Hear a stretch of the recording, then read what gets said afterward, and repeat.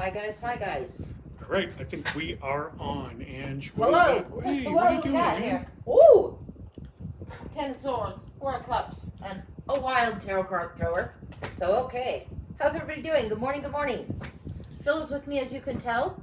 And we are here doing the show. So if you've got some questions, this is the part where you get the micro read for free. If you ask a quick question, I'll throw 3 cards. I do that 2 or 3 times, and then we get onto the paid list. Scooch a little to your right. The whole chair. There you go. I'm gonna have to remove this whole goddamn table. No, now. it is. No, that's uncomfortable to my leg. I'm not We'll doing deal with it. I'm not doing it. Deal with it. I'm not dealing. Yes, deal with it. No. Yes, I don't care if it Okay. gives you a cramp or what. That it's good for the shot. Listen, fucker. We're not gonna start this day this way. So you just start reading that damn screen, or I'm booting you out. Okay, who's here? Angie. Besides the feisty Angie is definitely here. Good morning, Kim. All right, here. Chad Good is morning, here. Chad. Kim is here. Good morning. Good morning. Yes. So yeah, Phil's giving me grief. There's like a bar right here on this desk, and it's like I really might need to scooch this damn desk. So that's what might have to happen. We'll see. So he likes the shot the way it is. Change is not his long suit, I'll tell you that. So okay. My long suit. Yeah. People say that, you know. Do they? They do. And I'm moving this damn thing. I'm moving it just an inch. There. Still intact. Close enough. All right. Take that for me, will you? Sure. All right. Sure. That feels a little bit better. We'll see how that goes today. I'm back upstairs in the studio, if you couldn't tell. Yay! I'm Yeah. loving it here. It's I'm only just supposed- missing that. Only Holy supposed cow. to be 70 degrees here today. Yeah, so we'll see how it goes. If I don't get my temper worked up and need to kill him, I'll probably be just fine. But we'll just see. Penny is here. Good morning, Penny. Good morning. All right. Okay. There we go. We're trying. You gotta read me questions and let me know so I don't just We sit here have like. no annual. God, no. See, you got me all screwed up now. Oh, nice try. Yes. Yeah. We have no questions yet, Ange. Give me a question, guys. Give me a question. Will Phil live to see another day? No. Well, wait a minute. Olivia, will long distance be okay with LM? Olivia. 95 degrees in Georgia, Penny said. Eesh. Wow. With a shit ton of humidity, I bet. Hot. Ugh. Okay, Olivia, will long distance be okay with them? I've got the Theodore tarot out.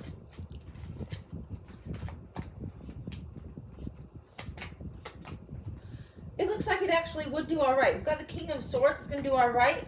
There might be an adjustment that comes up. This is, for me, a time marker of 3 months. Often, you might need to create a new plan, but this is new start, new start. There's something you need to look at, witness, and observe, and you need to experience and try it. This would be a yes. This would be a yes, and new relationships sometimes come up with aces or pages, so to see them both, it might be okay, but you might want to create strategy down the track. So, as it looks right now, it looks okay right now. That's what I've got. Long distance is hard no matter who you are or how fabulous they are. It's just tricky. But it looks like it's doing okay. No. Okie doke. I like saying that better than no, fuck no. I like saying yes on that one, but She said, yes, we've been talking about strategies too. yeah, you have to. You kind of have to think about it because it is a different kind of animal than just when they're, cross town. Okie Okay. doke. And she said, thank you so much. You're welcome, honey. All right. Let's see. Teresa, will I ever get married? Robert, you're on deck. Teresa, will you Thanks. ever get married? Let's take a look. I don't remember the name of this tarot. I just call it the Starbucks tarot. It's all these coffee colors to me. I don't really know the name of it anymore. Let's see. Will you ever get married for Teresa?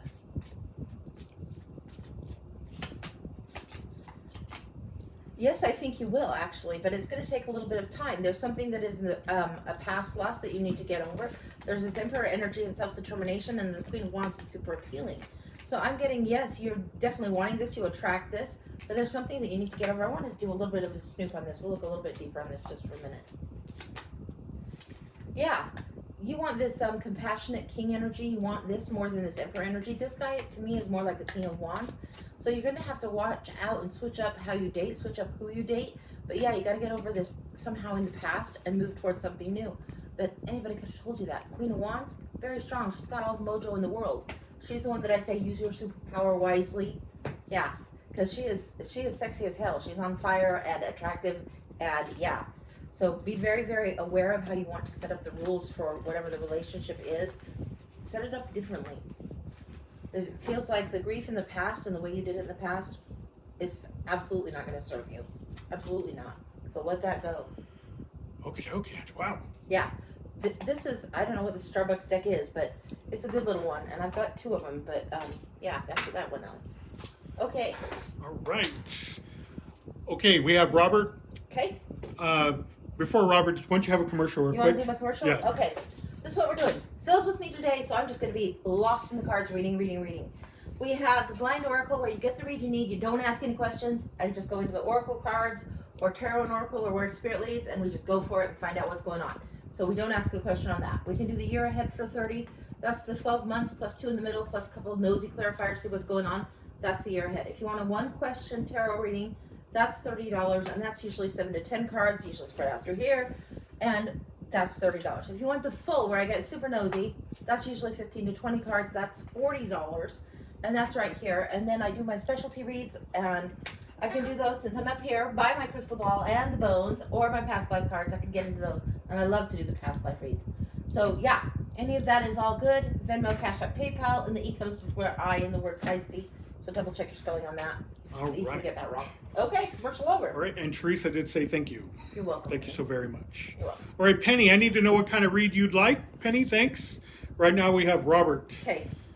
And Robert's question is a full read, spiritual general. Robert, full read spiritual general. This is actually called the Spiritual Tarot. I don't have a second one of this one yet, but it's a beautiful deck, so that's what we're starting for with.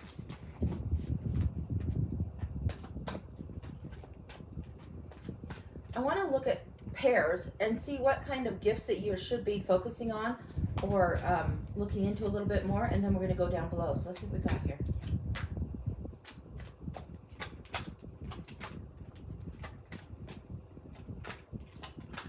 Okay, we're getting a sense of alchemy, completion, and choices going on here. Card of alchemy here, this is how you transmute and create magic. Card of completion with the world and leveling up, moving on to something new. And then the choice that needs to be made. Let's see what's underlying these. There's definitely a sense of something painful needs to be like, I'm getting sacredly put in the past. This is the 10 of Swords. Usually this is when something is honored and done. It's over, move on, move on, move on. But I'm getting sacredly put in the past. If you want to transmute the energy, you need to honor what was the past and let the lesson be. It's like, it's why we have funerals. It's why we have, you know, graves that we visit and all of that. There needs to be some kind of honor for the experience put that in the past in order to transmute. This is the completion of the something. And this is the third party betrayal card. This is also when our heart hurts, we get heartache. Sometimes we have betrayals of the heart that aren't third party, but they're heartache. There's ways we could have done different. Sometimes we beat ourselves up a little overly long. Don't spend time doing that. Let it be completed. Let yourself be ready for something new. But I would do something a little more formally to let that go to help transmute it. 2 of Swords here. The choice of here, and then the Page of Swords. What you've witnessed, and then how are you going to communicate going forward. This is what we're seeing here. If we have the lesson of making the choices, we want to make it with a little bit more emotional clarity, not just logic. And this is a crossroads time, so preparing for that is what's coming up next. Let's see 2 more. I want to see 2 more. And we're going to go into the row below, the rows below. 7 of Pentacles, Queen of Swords. Yeah, you're going to have to cut the shit, honey. That means you can't bullshit yourself anymore. You've got the Queen of Swords. She suffers no fools, not even our own self being a fool. So yeah, you're going to have to definitely cut the shit on something. You're going to have to get real practical, real honest with yourself is what I'm getting. And then the 7 of Coins, this is saying very strongly, whatever it is that you've been planting, the seeds you've been planting, the things that you've been putting effort into are now starting to come forward. So yes, let go of something, but something else that you're putting efforts into needs to be allowed to grow and thrive, and this needs to be handled in order to do that. Let's see what else is going on. I want Tarot of the Golden Nouveau, Art Golden Nouveau. What's going on?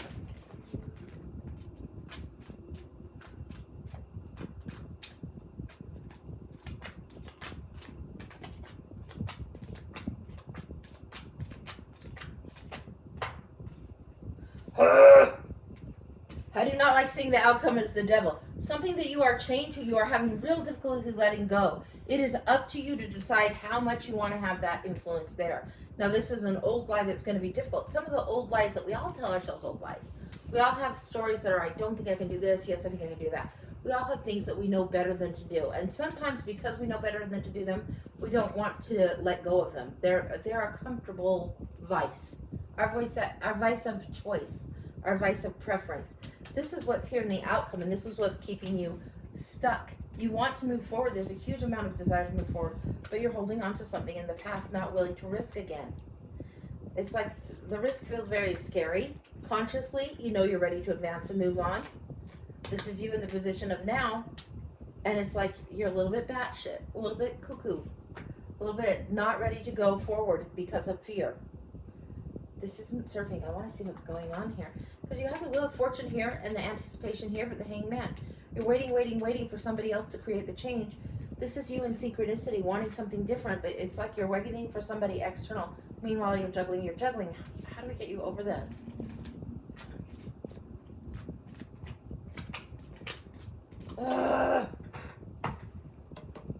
Sweetie, as scary as it is, you're going to need to walk away from some kind of bullshit nonsense. That's the only way over it and through it. It's going to make you have sleepless nights for a while. It's going to cause you disruption. Whatever this is that you're avoiding doing, it's time to put on the big girl panties and take it on. Do it. Do what you need to do. Mount up, saddle up, get ready to ride. The sun is on you. There's illumination. There's readiness to move forward. But there's a real stubborn change to this energy of the past that doesn't want to let go. You need to let go. If it's not fulfilling, don't try and pretend that it is. It is not fulfilling. So this is what we've got going on. This needs to be you, Robert. You need to walk away right here. Whatever this is, walk towards something else that you want. This is the miniature of the Hermit. It doesn't feel like completely dark night of the soul, but it feels like you need to make a distinct choice to let the past be the past. Anything else? Announce your good intentions. Announce what it is, at least for yourself. Make a declaration that's a strong declaration so you can move forward. There's no reason to keep holding on to the past. It's not going to get you any more. You can't get more good things. You can't get good rewards if you're holding so tightly to the one that you already have. Allow some wiggle room. Fate's trying to step in here a little bit for you, but feels like a strong resistance to that. The spiritual lesson is learn to flow. Learn to go with the flow. Learn to understand a detour. If you're going on your way to work or wherever it is you're driving to, you understand the detour. You don't just, well, fuck it, I'm going to just drive over this crappy ass road anyway. I'm going to just drive over all these potholes where the road work's being done. No, you have to take the fucking detour. You got to surrender some of the control, and then you're able to move forward. And that's your biggest challenge, is the control thing and not allowing. So that's not meant as a lecture, even if it sounds like one.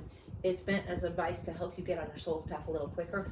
Allow yourself to be in flow. Allow yourself to be more open to what the universe is serving up. That's what I got. That feels very, very complete and very stern. It feels, the energy is stern, like Mama's telling you, Robert, straighten up. You're not in charge of everything. Let it go. That's what I got. All right.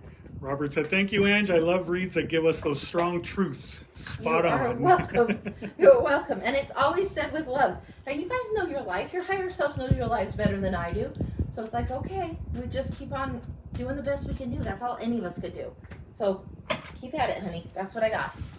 All right, Ange. Woo. Okay. All right, we have two on the list. We have Okay, Penny excellent. and we have Kristen. Okay. Penny. So our list is still open. We're probably not even think of closing it till noon our okay. time. So we're All going to be right. on for a little The bit list today. is open, so get on the list, because sometimes I get nosy and I get blah, blah, blah, blah. So yeah. Okay, next up is Penny Okay. for a Bones Cards. Yay! Okay. All right. So this is Jillian Hart's tarot mat thing for the Naked Heart. The Naked Heart Tarot is really great one. I love her mat for doing this. And I love doing this underneath the bones. I just do. We're going to throw the bones before we even go into the cards on this one. I want the bones all across the top. We're going to put the cards all across the bottom. I don't know why I want it that way, but that's what I want. Strongly, strongly. Okay. Yeah, we need to know what's going up here first. There's something to do with, reward, career reward, that kind of thing. There's something to do with that that's wanting to come through. Now, give me just a second. Let's see what we got here.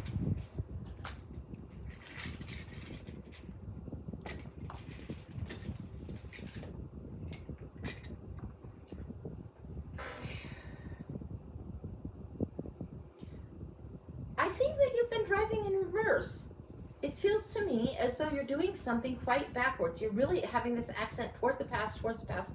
You should be going forward. You should be going forward and more spiritually led. You're letting the outer manifestation almost be the lead instead of letting the internal spiritual stuff be the lead and manifest outward. Don't be checking on the external validation for the result. This is trying to lead you forward, Directionally, you're trying to lead forward. It's almost in parallel, but not quite. Now let's look a little bit in the past and let's break some cards. I want the beautiful beasts on this one. I want to know what's going on down here.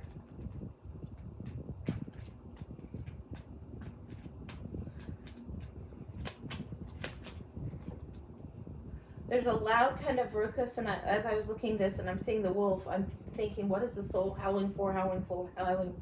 Knight of Swords is coming up asking for you to go forward with integrity towards the truth. Nine of Swords is saying there's fear on this. Now, show me the Nine of Swords on this also. The 9, not the Knight, but the 9 has a little bit of the marker of the Black Widow, and there's a little bit of orange in there. There's a little bit of fear chakra coming in here. And when we have these, this is like cross purposes, but it's almost cross purposes in the kiss. It's not quite the straight X. It's more like, because it's more at the head of the bone, to me, this is more the kiss. So what it is to me, a fear of really embracing what's going to take you forward.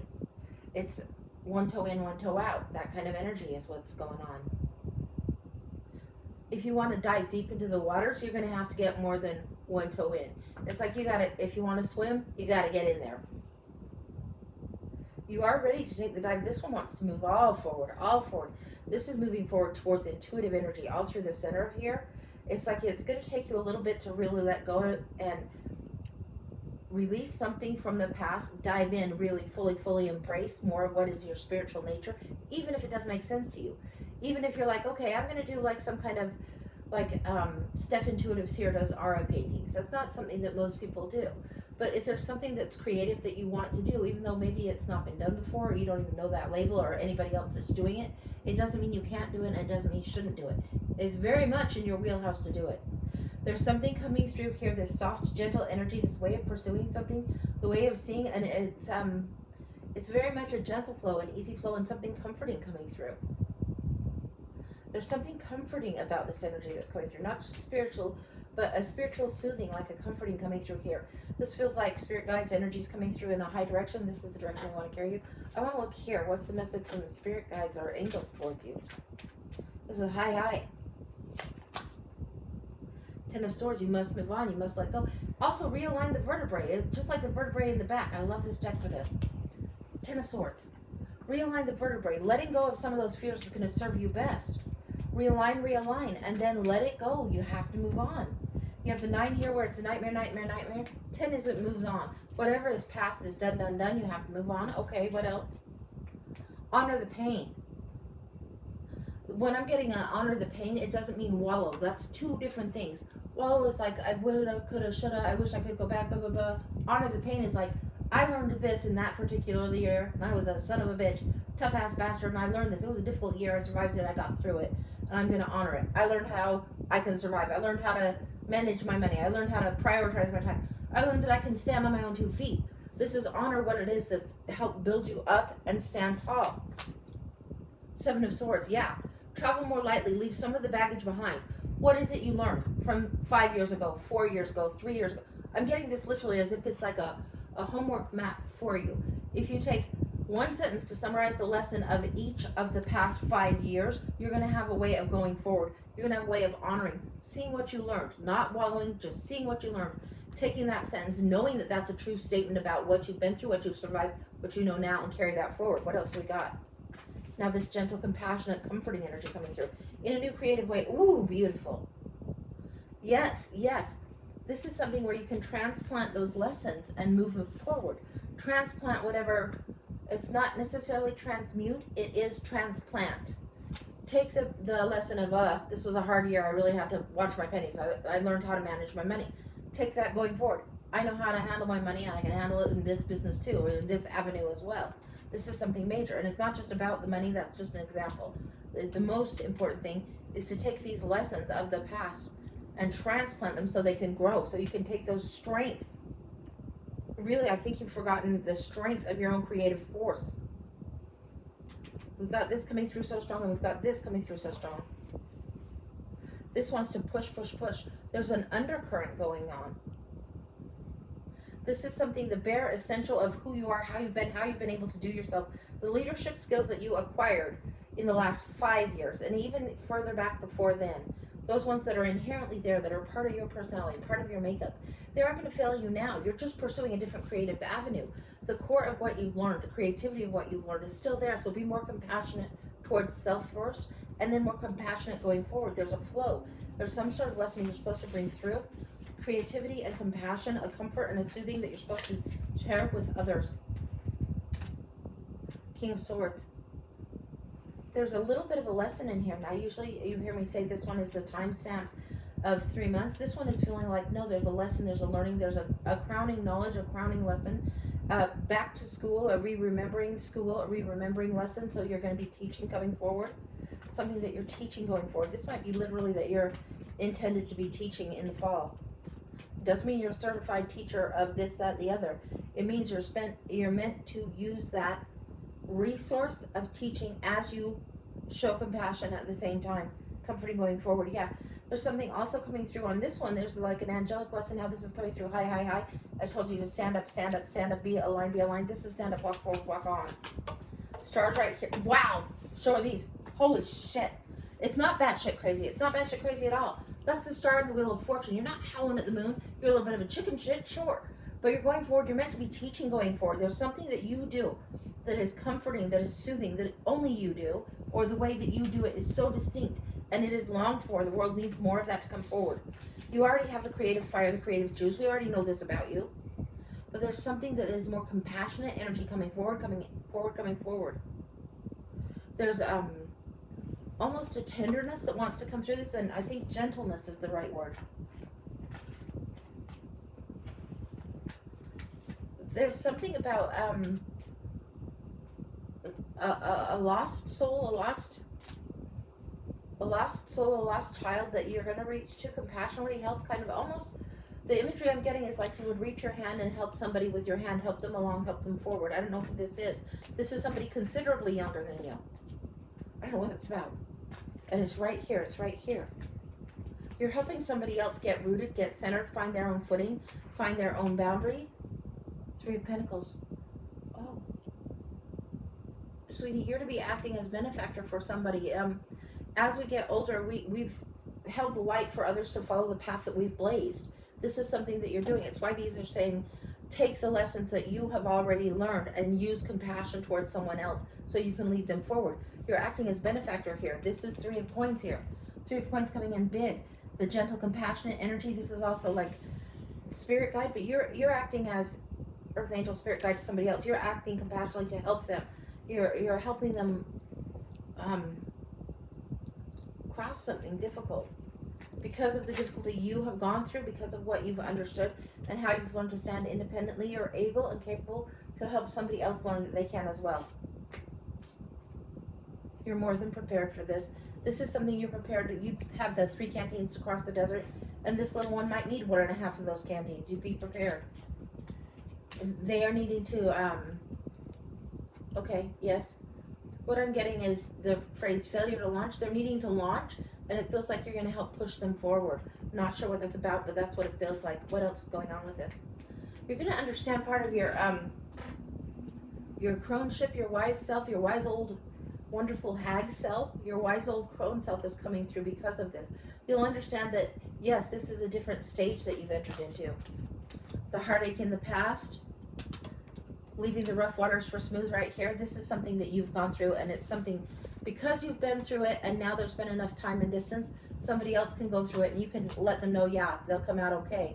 There will be a change of consciousness about what the crown is, what security is, what provides security, and who wears it. That's what's coming through on this. Anything else need to come through on this? We're going to get the second deck, same deck, second deck, just because at the heart of it, there really is like, if you're going along like this, and then you level up to the next level, and you're like, okay, come on, little one, you're at this level. But because you've shifted from here to here, the universe goes, it's a big shift. It's a big growth, a big leap. It's beyond a leap of faith. It's extending that faith, that trust, that compassion towards somebody else. This is huge. The sun's all over this thing, all over it. This is a good season for you to enter in. There's no reason for you to be afraid. You've survived. You've got like the lessons of the Black Widow, knowing what to fear, knowing what not to fear, knowing how to be aligned and right and wise, how to connect, how to make connections, how to create connections and connection in community, how to lift. This is something really, really strong for you. These ones are coming together creatively. There's this subconscious force trying to push this forward, and it's like, it's going to help push this forward as well. Anything else?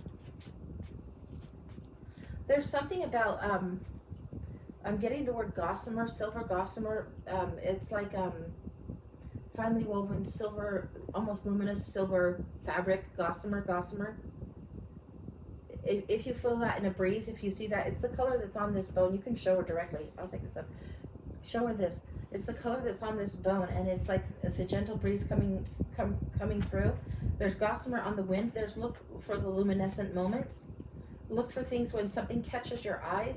Look for, I don't know what they're called. They're little tiny white butterflies. I don't know if they're like milkweed butterflies or whatever. Look for that kind of element. It's a fragile kind of gentleness. Look for that around you. You're going to see it. You'll see it in the butterflies. You'll see it in maybe a little bit of feather, but for you, the feather will be more like, what do you call that? Like a dandelion fuzz, but a small dandelion fuzz blowing by. I don't know what this is, but look for it. It's going to be zooming by. It's going to be zooming by. You might occasionally catch something that's orb related and stranding related. Most people understand orbs, round orbs, spirit light, sometimes a little bit of a white goes through. Stranding, you see it, and it's a luminescent stranding. You might see a little bit, you might be seeing more people's auras. You might be seeing more, I don't know how to explain it, other than the luminous energy that comes off of different plants, beings, and animals around. You might be able to see that. You'll see it as flashes, like over here. You'll be like, and you might recognize what it is, or you might just be like, okay, this is something, your vision is going like this. Your vision is widening. As you lift and give and share your gift and teach, you're granted more view. That's what I got. That's complete. That's gorgeous. Holy smokes, I love that for you. I love it, love it, love it. That's complete. Gorgeous. Yeah, I don't know what it is you're supposed to be teaching, sweetie, but you better be doing it. That's what I can say. The universe really wants you to. So yeah. All right. Hopefully that makes sense. And it might not be something you ever thought that you were qualified to teach before, or didn't even know you wanted to. So that happens. Already see these things. Sometimes I think I'm going crazy. No. I don't think you're going crazy. If you're already seeing these like glimmers, these I don't know how to say it other than what I did. If you're already seeing these, the universe is trying to catch your attention. So it's not that you're going crazy or you need a vision test, although maybe you do, but maybe you don't. Maybe you're seeing things a little bit with a different kind of view, a different kind of lens. So the veil is a little thinner than it used to be. More of us are seeing in different ways. There's nothing wrong with that. It's just some of us are surprised because our ancestors wouldn't have told us, oh yeah, pay attention to this. They'd be like, why is your imaginary friend here again today? Tell that imaginary friend to go away. You're too old for that shit. And we learn to shut shit down. No, this is something of opening up now. So that's what we got. Gorgeous, gorgeous, gorgeous. All right. She said, I do. I had vision checked and laughing. Yeah. So if you're seeing it, if you're seeing whether it's the glimmers or the translucent or whatever, you'll know. Yeah. All right. And Penny said, thank you. You are so welcome. So welcome. Okay. That was the bones read, guys. That was. All right. Next up is a past life. Okay. But Kristin put, for past life with my daughter, Micah, and I, if possible. Like, did they have a past life together, I guess, is what she's asking. Mm-hmm. Now, is that... It is possible. It is tricky to do, and I don't usually do it this way.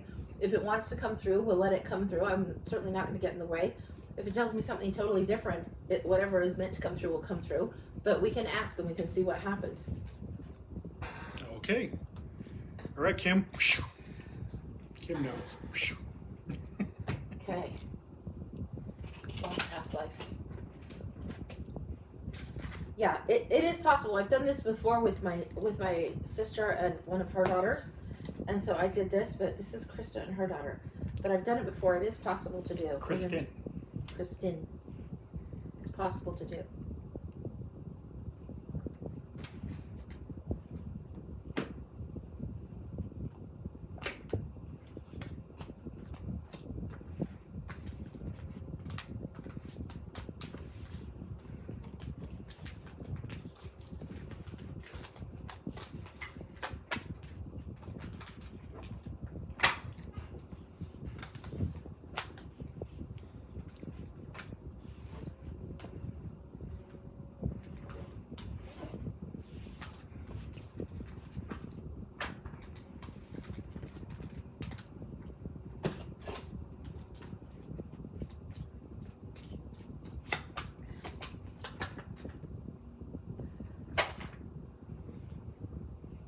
I'm getting the king, the desert, and the riddle, and I'm getting somehow what's coming through is exiled, exiled, exiled.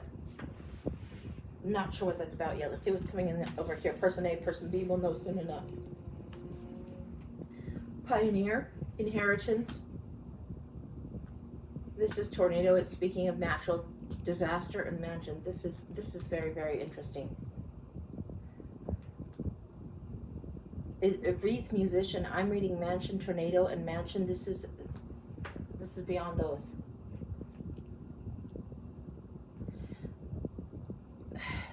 There's no pretty way to put this. What I'm getting is something like a story of the king's bastard that gets sent out of town, sent with wealth, sent somewhere else, paid to leave town, paid to be unknown, paid to be unseen, paid to be silence bought, life bought. This pioneer is the exile. This is the one who is exiled. This is what's going on.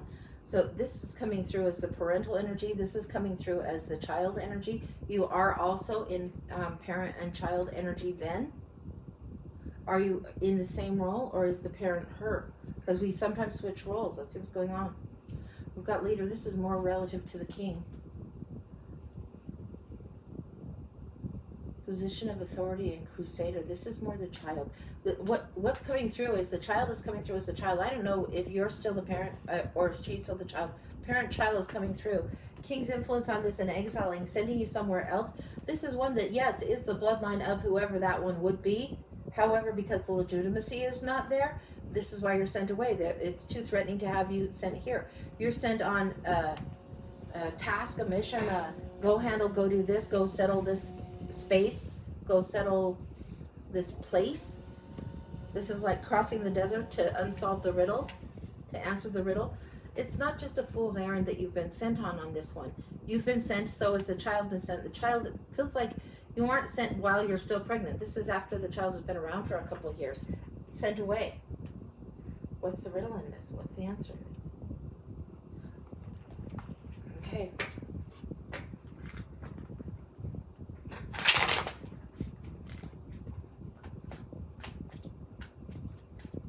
I specifically only want the riddle from here.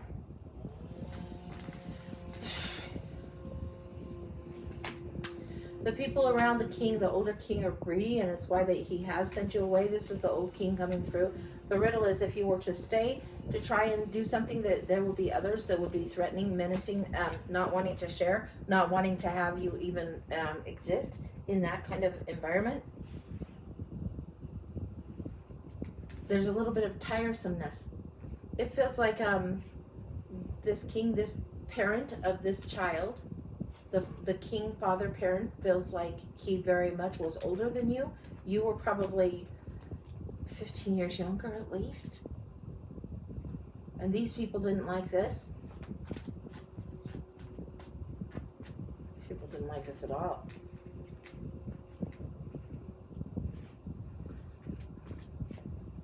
The riddle has something to do with how you look through something, see through something, see through to the center, see through the heart of the thing, see through the heart of the choices to beyond what's the deeper meaning, the deeper reasoning of the choices.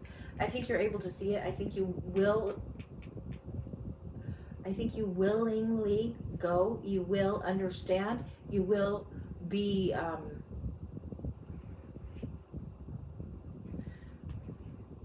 you will be understanding the nature of this king's heart, or this person's heart. King might not mean technically king, but this person that has high standing and authority.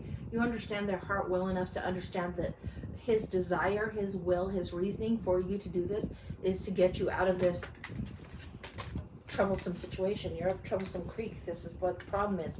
Problem is you are not legit in his world, according to them. According to his heart you are, but other than that, not. See what's going on with you and the child. A balancing act, a very careful balancing act. She runs around too noisily and loud. She runs around too noisily and loud. This child is the daughter child. This one is too noisy and too loud. She can't be unseen. She can't be small. She's never going to play small. She's boisterous. Boisterous and loud, curious and seeking, always searching, always wanting, very, very loud, and in harmony with many things that are around her. This is a free-spirited person, a free-spirited child, that's not going to be very good at understanding the confines and conventions of the norm of society. This is why you have to carry the burden a little differently. It is a balancing. It is a tricky balancing for you. You're to her, you're seen as the ogre. To her, you're seen as the baddie because you take her away from what is the normal, what is the easy, what is the civilized. It's like you go from civilized and citified, city like where people are together type of development to the outskirts. She doesn't like the outskirts, although she's wild free. She is people smart. She's hungry for companionship, for friendship. She's hungry for friends. She's hungry for more than what's gone on. There's something about this. There's something told to her, almost as if you've told her that the father person isn't her father. You've never legitimized that. You've made up a story that he's either dead or missing or something, missing in action. He's not given credit. This is also all, so your energy is contriving this to keep peace. This is how you understand to do it. This is done for protection. What? Duplicates here. Lead me to here. Lead me to here. What is this about this harmonized and wild free spirit, this noisy one? There's something about going out in the night. This one likes to go out and be a night. She's definitely like, you have the night owls and the morning larks. She's night owl energy, night owl. Under the stars, something is huge. This is something that's written for you to learn to do. In this particular lifetime past, you are meant to be highly in service to this person. Everything about your life, it's like you live for this child. You live for her preservation, for what needs to be. You've had to modify a lot of what's gone on with you in order to make this happen for her. It's highly for this person. This is like your purpose, your calling, and what you're devoted to. This is her. She's the prize. You lose a little bit of yourself along the way doing this, as mothers often do, but this is something that is prized to you. It's something that is amplifying her own beauty, her own soul. Now, what happens with you in this? I want to see more of what's happening with you in this. It's everything for her, everything for this child. She is the treasure. She's the reflection of you, the treasure of you. She's got all the good assets that maybe you wish you had a little bit more of, and it's not so much of a jealousy thing. It's just you haven't been afforded this in this lifetime as well. Excuse me. In this now lifetime, not in this one. In this now lifetime, the sacrifices you make, the way you amplify her gifts, amplify her talents, the way you help lift is a huge thing. It's because you've come before. It's part of what we get when we're the parent. We're 20 years head started down the track, so we can give to them the best of ourselves. We can give to them the things we want to see. We can help encourage and help nurture, and sometimes that comes at a cost. It came at a cost in this past life. It comes at a cost in this current life. The cost is much steeper in the past life than in the current life. You're not meant to be stagnant or stuck forever on this. We're going to look a little bit what else happened in the past and see if it's resolved, if it's ready to be resolved. Yeah, a great cost. Oh.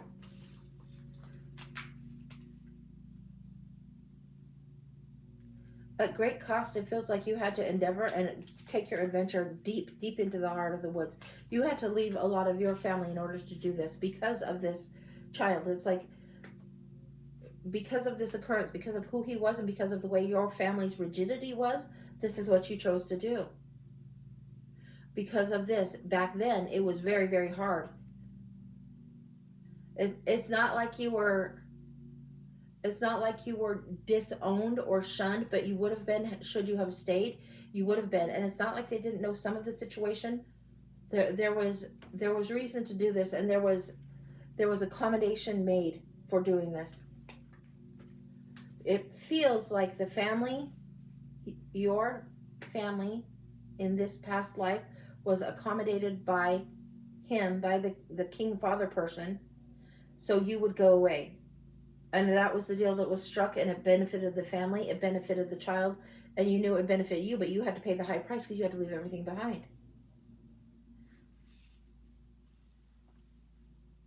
A new plan had to be made, forged. A new way of doing had to be forged. Yeah, leaving the city entirely behind and going towards something new, where you had to be very fiercely independent and set something up on your own. It's like you were forced into almost single parenthood in a time when that was damn near impossible to do. Were you sent with anyone else?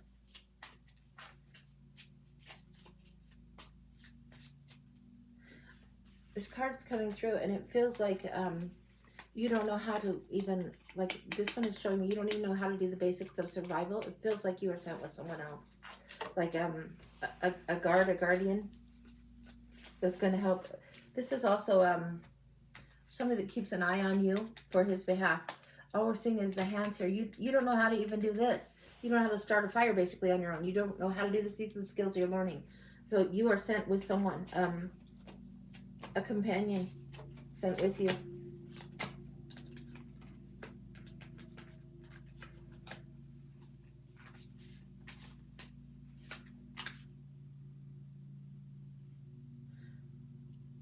Now this one is coming through. He came through again. He came through again and told us of how the daughter was told that the king was dead. The daughter was told the father was dead.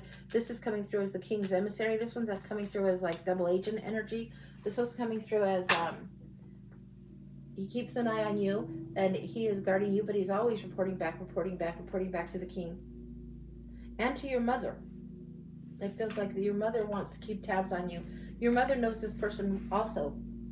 It's like your mother and whoever this older king is, they keep an eye on you via this person. They know what's going on. You don't know this. You feel very, very abandoned and hurt in this particular life. You don't realize that these people are trying to look after or out for you. You just feel like you've been like kind of thrown to the wolves, so to speak, with this one guy helping you, which is great, but you don't know all the shenanigans and backstory on this. You really don't. You do feel thrown to the wolves. You do feel very much like a child thrown into this all your own. You feel every bit the child as your daughter in this. Like, why did they have to set it up to be so hard for you? It won't be so hard for you in the now life, in the now energy, but in the past life it was damn difficult. The independence you learn here, you teach here. The independence you have in the now life is largely because you had to be independent there. What else do we got?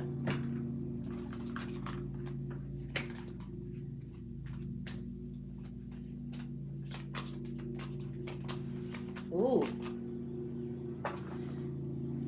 A circle of protection cast around you. Again, we mentioned the mother energy, the old crone energy. A circle of protection cast around you. This is you right now, comfortable in the woods. Very, very skilled. Down to the interesting things that this man brings forward. The guardian will bring forward packets of seeds, packets of things to grow, different things, different tools, different things. These are definitely mother's gifts to you that she's not able to give you directly, are given to you through this emissary double agent person, are given to you without you knowing. There's definitely a little bit of this spellcraft working around you, this spell of protection working around you. And this is where we're getting a different culture clash as part of the reason. I mean, this person that was established in this civilization thing feels like established in the conservative manner.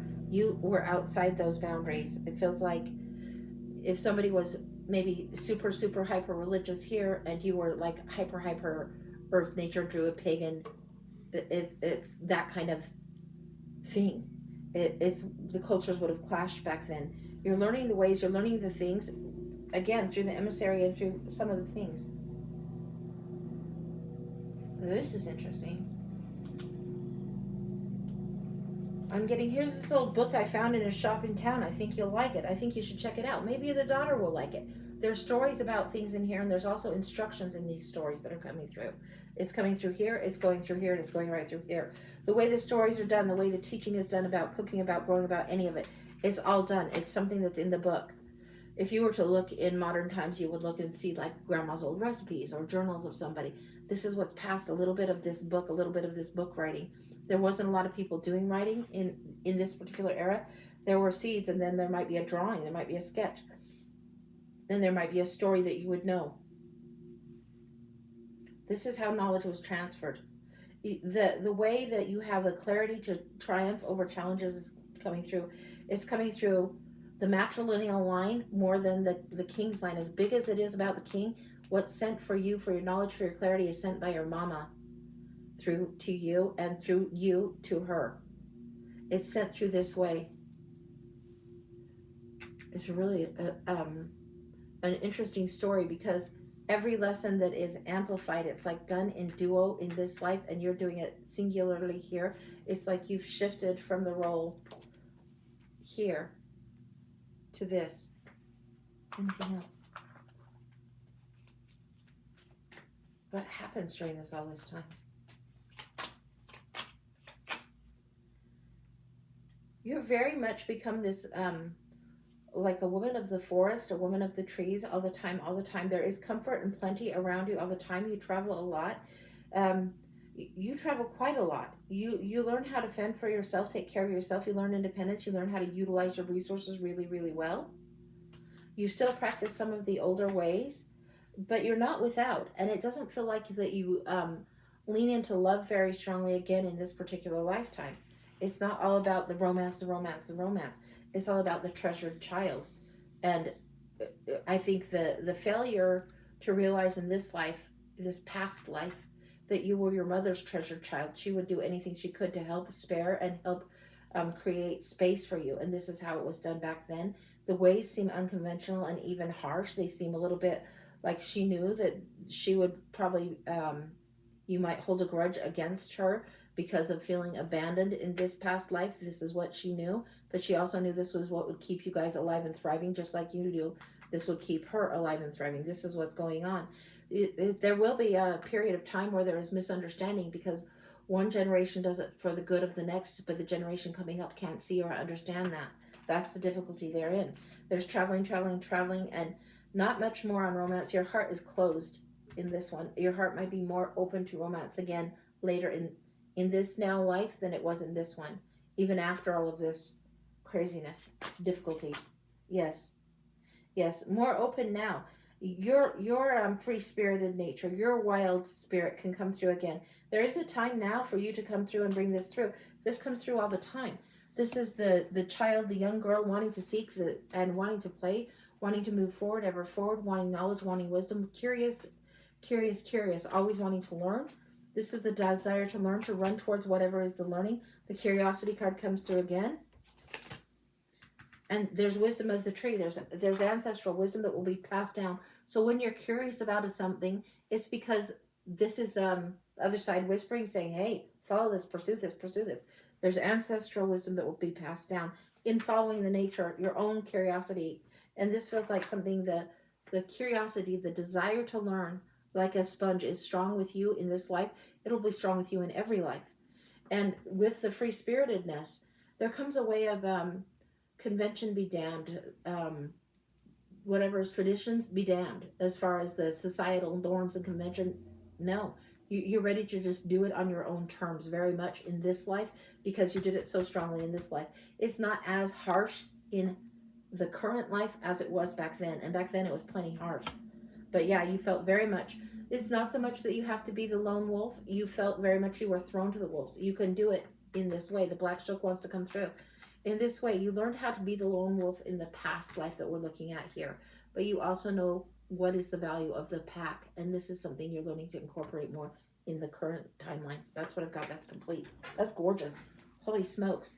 Yeah. And the relationship that you have with your daughter now, I wouldn't be surprised at all if there's a lot of stubbornness, a lot of lack of understanding about what the sacrifice is being given up. It's not meant that the generation going after us understands that all the time. How could it be with a 20-year gap or a 10 or a 15-year gap, whatever it might be? It's not always easy to see. I wouldn't expect her to understand why you've done what you've done or the sacrifices you've made. That's expecting a little bit much in the current energy right now, but it will be understood down the track is what I'm getting from this. It's understood down the track. In this particular current life where we saw before, there was no way you would have understood that your mother, of the older one here, was actually looking out for you. There's no way for you to have seen that back then. So that's what's come through as your lesson for your mother further back. And it feels like you, she, and this particular one that was your mother in that life are strongly tied together. Now, I don't know that mother in that life, I don't know for sure that you come through as a trio every time. It feels like in that life and in this one that we saw that you did. So it feels very, very directly connected. It doesn't feel like roles were shifted or changed. It feels like grandma, mama, daughter, grandma, mama, daughter. That's how it feels. And it feels same. It doesn't feel like, somebody was coming through as a different sister or a different, no, it doesn't feel that way. That's what I've got. It's complete. Okay. Holy cow. Yeah, that was beautiful. All right. I guess we had a couple freezing issues, but we're recording the whole show. So Yay. yeah, you So, can yeah. go back. You can go back on Angie's YouTube channel and Okay. watch the read later. I have it. Did she get most of the gist of it? I think she did. She said thank you.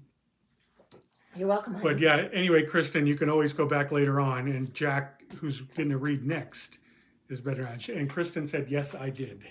Okay, good. All right, yeah, but it will be on the YouTube channel tonight or within an hour after our show. Yeah, and the very things that made it so hard in the past life are the very things that make it hard in this life. But in the past life, it was brutal. And in this life, it's modified. It's mellowed some, believe it or not. So, yeah. Okie doke. Okay. All right, we have 2 reads. We have Jack. Okay. And then we have Michelle. Okay. Okay, Jack is a full read. Okay. What do I need to know about my business and how can I improve it? It's been really slow. What do you need to know about your business? How can you improve it? We're going to steampunk for you, Jack. This is a full read? Yes. I want to look at the business itself as if it had its own personality, as its own type. Let's just see what your business would want to tell you. That's what we're looking at first.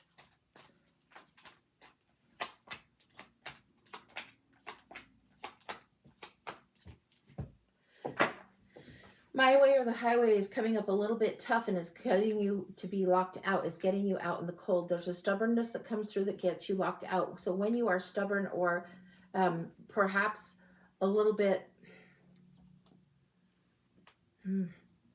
less than approachable, more of a know-it-all, then it stands in your way. Although you do know the answers and know you do have lots of answers, if you present in a way that you're higher than, it takes away and diminishes your relatability. The relatability factor needs to be there a little bit more. If you want people to approach, they will approach. There's an overwhelming warmth about you, but sometimes there's a bit of my way is the only way that comes through that doesn't serve the business is trying to tell you don't put yourself outside or above others. Don't put yourself outside or above others. Get in a more relatable space with them. Invite them into your garden. Invite them into what you're doing. Invite them into what's going on.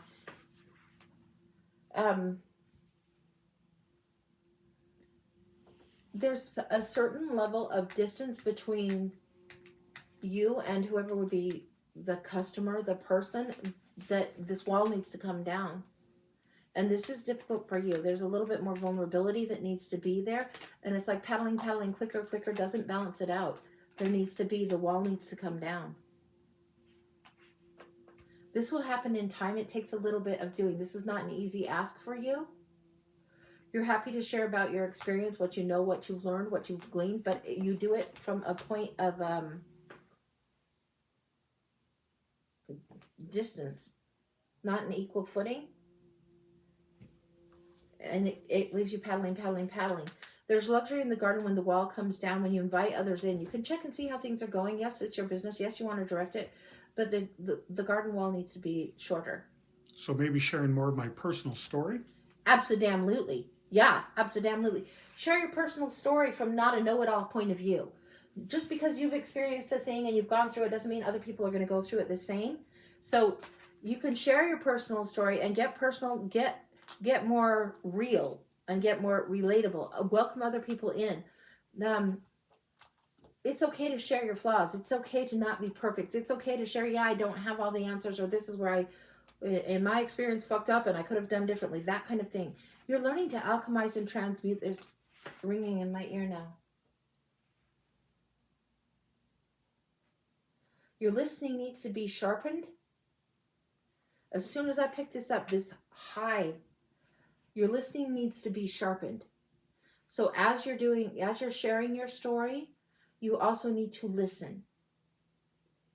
Listen to what it is they are needing. Know what it is that you're capable of sharing, but also listen to what it is they're needing. What they need to express. Sharpen your listening skills. You can share portions and parts of your story more vulnerably and real, but if you listen, you will hear their heart more.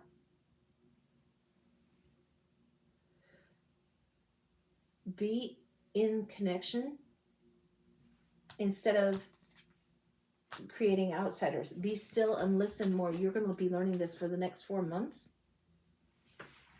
The next 4 months, zip. The next 4 months. There's something about the next 4 months coming through. I want that specifically. We're looking specifically right here.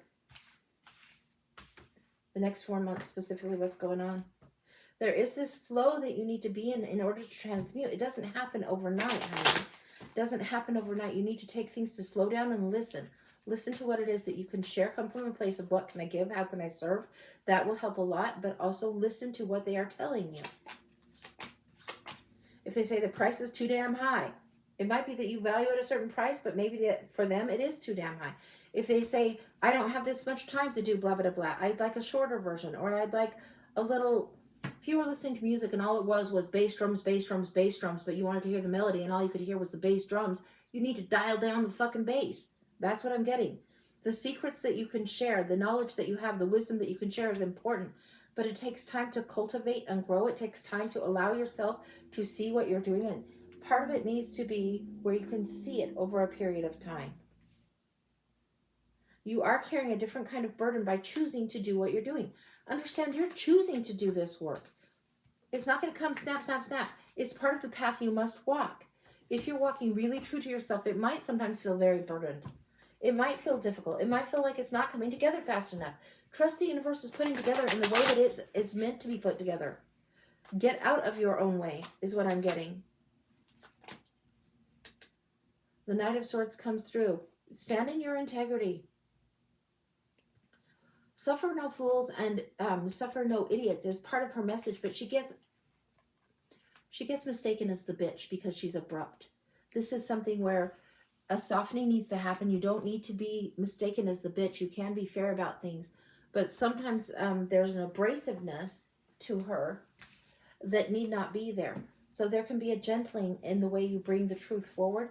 And I think when you're allowing listening more, whether it's going within and going into your own little personal meditation time or whatever, or it's listening to what the clients or the feedback is telling you, when you slow it down and listen and present it a little bit differently, it's better received. There's something about the misunderstanding of this one as the abrasiveness as the bitch because she's so direct. I'm very direct. I'm very blunt. In my nature, I'm super blunt. Most people know it comes from a place of love, but every once in a while, I really step in it. It feels like this is something that you can really step in it and be misunderstood and not even know that unless somebody's going to tell you. So what I am telling you is because I have been one who does this myself. I have a good friend that is so very abrasive. Sometimes people are like, what's up with this? It's laser focus that sometimes gets in the way of communicating with a softer heart. Same heart, same true heart, but a little more softness would serve.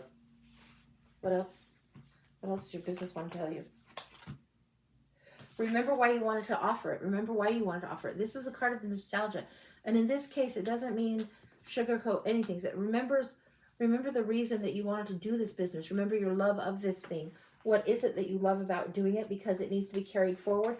And the evidence of loving the business and loving what you're doing isn't there. It feels like you want to walk away because it doesn't feel fulfilling. And it feels like remembering why you love to do it in the first place needs to be something that's celebrated. I love tarot. But that doesn't mean every waking minute is tarot. And it doesn't mean I don't need time to do other things.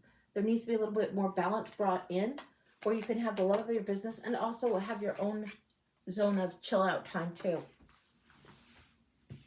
It is walking a tightrope, so to speak. It very much is. The Fool. Restart, new start, start again. Trust the universe has you. And don't be foolish. I would ask divine naivete to come in. I'm getting like, I want to say divine naivete, but I'm getting Diana, like the goddess Diana. I don't know if she's the huntress. I don't know. This goddess Diana is coming in for you. I don't know what it's about, but I think it's about being focused about what you want to do, but more gently done. It does feel like that, like I want to give up, especially because it's not producing the monetary result I want. Everything here is telling me quit measuring it by the monetary result. Now, it's not that we need to be able to eat, we need to be able to live. It might be that you have to do this in parallel or in tandem to something else. It might be that I'm not really a waitress type of thing, you know. There's a lot of people that are actors and also waitresses, but they're going to be doing more waitress work before they get their big break, that kind of thing. It might be that kind of thing. It doesn't feel like give up on it. It feels like quit measuring it by only what it's producing monetarily. And it's a business. That's a big ask for a business. But in a spiritual business, you have to also measure by what it's doing spiritually. And it's like you have certain amount of energy, certain increments of energy that you can share in a spiritual fashion. And then there's certain amounts of energy that you just need to lead your life. It might be that you're expecting quicker results than what the lessons are ready for you to have. And it might be there's a reason for you to be learning patience. That's not a fun thing to hear, but the Seven of Pentacles shows me that that's so. You have chosen something that isn't going to be an instant boom. You're not just selling 50,000 widgets. You're not just, okay, I mass produced these widgets and here's 50,000 of them on the TikTok shop. Everybody buy this super cool widget that everybody's going to love for just a minute and a half and then I'll be rich. You're not selling widgets. So if this is the business that you love to do, if this is the business that you are called to do, understand you might not have the calling to sell 1,000 widgets at once. You might need to keep your waitress job, keep your day job, and do your business in tandem. You might need to step off the gas a little bit to allow yourself to let more flow through. And if you have to, say you're doing Uber or waitress or whatever this is, Band-Aid job in conjunction with this. This might be what you're actually supposed to be doing for a period of time. Is that correct? Is that correct? I don't like that, but is that correct? It feels like the tandem is correct. Let's see what's going on. Yeah. Okay. There's the seeking, and this is something where you're climbing, the hermit, the dark night of the soul. You have to let go of something else. The ego is really getting in your way. You can see the ego is pinned down. The ego is getting in your way. The universe is trying to balance the scales and create more balance for you, and this is coming up right here. This balancing here. It is not so much one is good as the other, and you're at the crossroads to choose. You're meant to merge. You're meant to blend. You're meant to balance and harmonize. This is coming through again. This is where you have to stand in your truth, stand in your power, but you're measuring all externally because it's a business. You want to make money. I get it. But part of your business and part of your calling, when they're merged together, sometimes you have to honor the calling more than the external result. Let go of what the result is and get back into where purpose is. Get it more purpose-driven than profit-driven, and you're going to feel better about it. It doesn't mean you won't make profit. It doesn't mean that at all. What it means is when your purpose comes through stronger, then the profit will kick in. When you're worried more about profit, lack, external measurement, it throws your purpose off. It throws you kind of into a tailspin backwards. There's a lot coming at you. It does feel like you'll have to do something in tandem. And it feels like you're going to have to do this for a while. You're going to have to take a longer term vision. You're going to have to save money. It feels like if you had, say you had 5,000, 10,000 in the bank, and that was your security blanket, whatever it is. It could be 10 cents for all I know. But say you have 5 or 10,000 in the kitty, in the bank, because of doing Uber or waitress job. Then you can breathe a little bit. You need to create a little bit of that breathing room cushion with your finances, doing something that feels like, I don't know, phone job, waitress, Uber, something that feels like reliable, so that then your heart can be in your business instead of, this business must yield $55 today, damn it. No, it's got to be different. The magic returns, and this is what it is. Because the dreaming and the enjoying of the business will come again, and it will bring a breakthrough. But it's something that you need to have a little bit more put by the wayside, put for your, some people used to call them nest eggs, but your security needs to not be dependent on this, because it causes you dissatisfaction and resentment of doing what it is that's your purpose. Your purpose is more important than the profit. So put aside 5 or 10, 100, whatever it is. Put aside a chunk that you know that you've got this. And when you've got that savings built and accrued, then you can be letting it flow in your business, letting things move a little more smoothly in your business. Easier said than done, I know. This is a big ask, I know. She'd put, that's why I'm frustrated. When I started my biz, it boomed fast. This new era I'm going into is much slower. Your business for you, sweetie, is not meant to just be a money-making device. It's also meant to grow you spiritually and have you evolve. Now, I don't know exactly what, and I don't know exactly how, but you are allowed to grow. And because you're allowed to grow, you need to be patient in your growing pains. You need to be allowed to grow. And this is just because it started fast and fiery doesn't mean it's always going to be consistently this way. If you want the spiritual growth to matter and then spill over into your business, then treat it as a spiritual adventure that you are upon. And let the money that is the security not be the guideline. Nobody would say, I want to start a spiritual business because I'm such a greedy, money-hungry whore.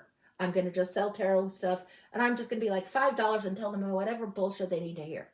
They would not do well in tarot that way. They would be like, fuck her, she doesn't even know what she's talking about. She doesn't know anything. If you want to start a spiritual business, you have to be willing to be vulnerable. You have to be like, crack the ribs open, bare heart right here, naked heart. Naked heart. This is what it has to be. And it's like doing everything you can, doing what you need to do, and then letting spirit come in and enter and teach you some more is what's going to have to happen. Your way of measuring your success by only the dollar is getting in your way. Your spiritual business will grow. Your spirit will grow more when you're not as dependent on measuring that by the dollar. And because it's a business and there's overlap, of course we would want to measure by the dollar. No, measure. Do you feel good about what you brought forward today? Do you feel good about the energy that you're creating and the things that you're offering forward? Do you feel good about that? Keep going towards that as your guidepost right now. Then let the flow come in.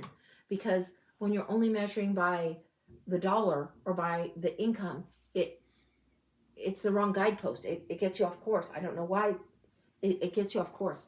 And it's not that it's not important. It's not that we all don't need to eat. We all need to eat and we all need to do something. It is an energy exchange, but when you're more caught up on the currency of the material versus the energetic currency, it's creating a blockage. And it's not that there's a deficit in the spiritual currency. It just needs to be more focused on as the offering and let it flow how it flows, honey. I don't think you're radically off course, but I think you're keeping yourself separate from the struggle that a lot of people are going through, separate from who your customer or client might be, and your expectation, it needs to look like XYZ. It's not how the universe is going to serve it up to you. The universe wants mystery to unfold itself to you too, and it's why you're not getting a blatant neon sign and a clue right now. It's like the universe wants you to know and understand how to get in flow, and follow the mystery and let it unfold. And that's a tricky one because it requires surrender. And who wants to do that? She said that makes sense. Purpose over profit. Yeah. And it really is a hard one because you're trying to do a spiritual business. It doesn't mean profit isn't important, but it can't be the guidepost. If it's the guidepost for you, it's going to slow you down. And she did put, I have savings built already, but getting a second job. Ugh. Yeah. Yeah. And it might be, it's like, if you get a second job that's like, say it's an Uber or a waitress or whatever job, have it set on your own terms too. If it's a job that it's just doing, say it's doing $200 a week, just to set it aside, and it's like 5 to 10 hours a week, whatever it is, on your terms. Set it up on your terms and realize that that's okay, and that will help ease the pressure of having your business be solely responsible for that. Okay, that's what I don't need to because I have a lot in savings. Yeah, no, you need to. What I'm telling you is you're a lot in savings. And your spiritual purpose, you keep measuring your spiritual job by how it's producing money. So you need to do something else that produces money and let your spiritual purpose be your spiritual purpose. So whatever it is, you need something that breaks you away, takes you away from what's doing on your spiritual purpose, gives you a little bit of downtime where you can be the money mind. If your savings are there, lucky you, that's great.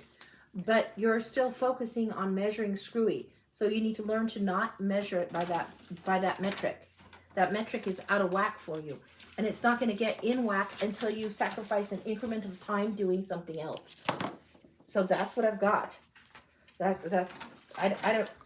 would take on something that it doesn't matter if you're fucking Uber driver. It doesn't matter if you're teaching voice lessons. It doesn't matter if you're, tutoring somebody how to speak in English. It doesn't matter. Whatever it is, there needs to be a something else for you to shift your focus and come fresh into your spiritual practice. Get rid of the money metric. Got it. Yeah. Yeah. I don't know why it took me so long to get to those words, but yeah. And yeah, part of it is to give you a little bit of downtime. So I don't know why that is, but yeah. My aunt that reads cards so beautifully well, she said sometimes we get up doing the spiritual work, or we get in the cards, and we need something to help balance us out, to help ground us, get earthy. So like she would read mystery books, and I noticed on her bookshelf she had a lot of the same mystery authors that I like to read too. She's like, you can't always be up in the spiritual realm. So you need a little bit of downtime. You need a little bit of a break time, and it will help. There needs to just be breathability all through. So put a little less pressure on yourself, honey. If I were living next door to you, I'd say, come on over. We're baking cookies. We aren't talking tarot. We aren't talking shit. We are baking cookies. What kind of cookies are we baking? Oh, let's go to the store and we'll randomly grab. Whatever we grab, we're making. They might be the world's most horrible cookies ever, but we're baking today. That's what we're going to do because it's totally different. So that's what I would do, is something a little bit like that. So that's what I got for you. Good luck, honey. And no, it's not the end of the world. This is like, just so you know, and everyone in the room listening, this is common. This is common that this happens, that it's like, ugh. And maybe you feel like in spiritual stuff that you're doing, you might hit a plateau or a brick wall and like, So I really appreciate you asking this question, because a lot of us go through this and don't know to ask, don't want to ask, don't want to look at what's going on, or like, and it happens all the time. It's like, we sometimes need rest. We sometimes need to reset. That's okay. All right, water for me. All right, Ange. Yeah, that was a beautiful reading. A tough and beautiful reading. Right, and jackpot. Thank you, Angie. Mm-hmm. You're welcome, and good luck. And you're not here only to do your spiritual purpose either. There's other reasons too. Not blaming you. Hard to hear. It's okay. Like, it's okay. We get hard to hear all the time. But when we hear it and we really take it in, we grow. So it'll be okay, honey. It'll be okay. All right. Okay, next up we have Jackie. Oh, sorry. Okay. Michelle. Jeez. We have Michelle next. Michelle is next. Okay. I don't know where I've got Jackie. Anyway. Okay. Sorry. Michelle is next. That is her question. Oh, good It is Lord. a full read. Oh, there's she put both. Okay, I'm reading the name Jackie James, but Jackie. this is for It's Michelle. for Jack. It's Jack. She said, "I am both." Okay. Jackie is my pen name. Okay. Can I read this out loud, or no? You want me to keep it quiet? Because I'm trying to get to the question. Yes. Okay. So I write romance and do very well, but have decided to shift to a different direction. Instead of writing contemporary romance, which are right now writing a paranormal romance series. I want to know, number one, if the energy supports this idea, and if it does, or if you have, if it does, I have two different series ideas. One shifters, one more portal romance with characters and a collection of paranormal abilities. So assuming the energy supports the idea, which idea should you go with? Okay, we're going in here. And the first thing that's coming through as you're saying that you write romance, but you're writing paranormal romance, that's not different. The paranormal aspect feels like where you should be accenting, where you should be going into, really, really strongly coming through this way. So just because you've written romance before doesn't mean you should be writing paranormal romance now, but you should be writing something about tight relationships, symbiotic relationships that are close. So rather than having the male-female or the person and other dynamic and it be all about romance, there needs to be something more that is more than buddy cop, because it's more paranormal, but it's something about more best friends adventure is what's coming through. I don't know why it's coming through. Just one second. She said anything else that comes through is good. Yeah, we're going fucking bonkers on this one.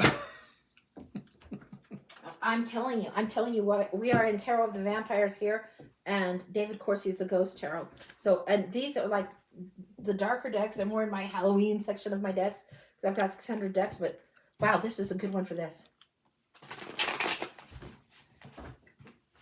Yeah, yeah, there needs to be, what I'm getting, you do what you need to do for you. I'm so damn bossy, so sorry.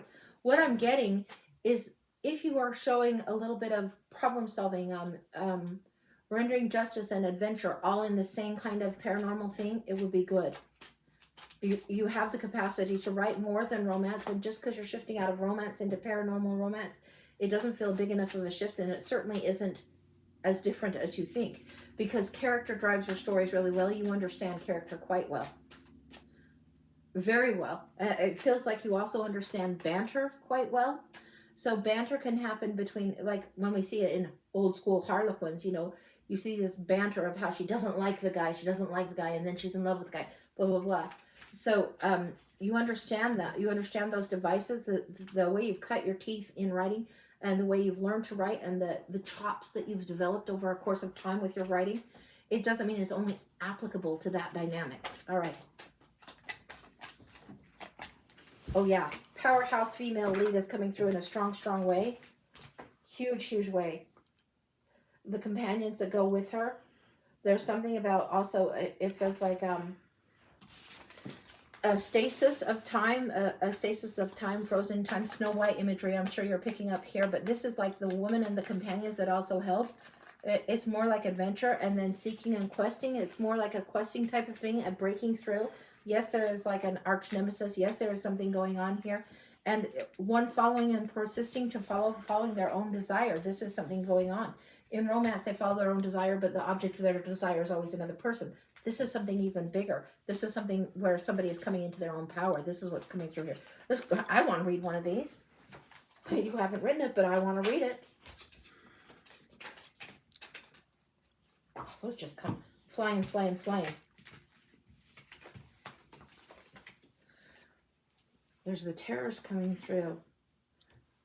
There's something coming through, and this is coming through as the terrors, as in hauntings, ghosties, the terrors, the baddies are right here. And this is like arch villain energy coming through here. I do not know. There's arch villain energy and the terrors coming through. I don't know what it's about. Here comes the main character, the protagonist coming through. What was the show? Was it called Dead Like Me? I think so. That's what I'm thinking. She was like a reaper, and she had like a toilet seat that fell out of an airplane, hit her on the head, and she became dead and then became a reaper, that kind of offbeat kind of thing. There's a little bit of an offbeat energy that needs to come through too. I'm not sure what that is. The paranormal itself would have so many offbeat avenues. It's ridiculous. Okay. What do you need to know? Well, we're not there yet. We're not there yet. This is more facets and aspects. I'm just being asked to show you different aspects because you'll know what hits. You'll know what hits. Guardianship, guardianship. This is somebody that can use their energetic feeling to summon, to guard. It uses everything in the grail to summon, to guard. That sees something about the world and able to offer it big, beyond what the romance would normally be. Beyond the lovers is the choice as to why you love, how you love. And facing off with with these ones. Wow. Okay, all right. I want to get into some normal cards now. These are powerhouse for you right now. Holy shit balls. I'll take a Rider-Waite, Dick. Thanks. Let me take a Rider-Waite. Wow. Wow. Okay. What do we need to know about this? Besides, you've got all the elements here, honey. Your imagination is like on fire. Really, really good. The way you do romance, the passion that you put in between the dynamic of the two characters in a typical romance, you can put between you and whatever the adventure or whatever the other characters might be. I would go down a different track and go down in a different way. Your ability to establish relationship will be just fine. But paranormal romance may not be different enough is what I'm getting. What does she need to know? Your reflections on the past and your desires, reflect on the past and then go forward with the desires. This is the most psychic of the queens. This is something that you are writing about, something you're really, really well versed with, you can serve with. There are certain things that you want to hold back or protect. You need to open up. You need to open up and release a little bit more wildness of your heart going forward and let it come in. You've prepared a good groundwork has been laid. Like if you had turned a garden, you had turned the garden really, really well. The soil is very, very fertile right now. You need to write like it's Rimo time. You need to write like it's November. You know what I'm talking about. You need to write like it's NaNoWriMo. You need to write like that right now. You need to just passionately put it on the page. You need to let the editor just take a fucking vacay for about a month and just write like a motherfucker. Be prolific. This is be prolific, be prolific, be prolific. Then you'll have your offering. Then you'll have what's going on. Then you'll know the darlings that you need to cut off. You'll know what's going on. You'll know what fruits you want to keep and what not. Write prolifically right now. Lose yourself. Get lost in this new character and her companions, because there's more strengths in this than you know. Some of the best shows that we've seen on TV or the best books we like, it's not just because of the main character we don't all like Frodo because he's just Frodo. We like all the other characters in that story too. It feels like you don't have to be lost in world building, so to speak, but it feels like the characters that help create this mood, it's more than just the main character. There's a little bit of juggling where you're going to have to add a little bit of strength and flavor in for these other characters. You're going to just find they need to be allowed to charge in and announce themselves. You're alchemizing the layer, the depth of what you're doing. You know, when you can, you know where the story's going, and you know where it's going in a romance story, because you know ultimately in the end they're going to get together. This is letting some of the mystery be there and alchemize it anyway. Alchemize it a little bit differently. This is what's coming in, and it's coming in big, strong legacy, inheritance.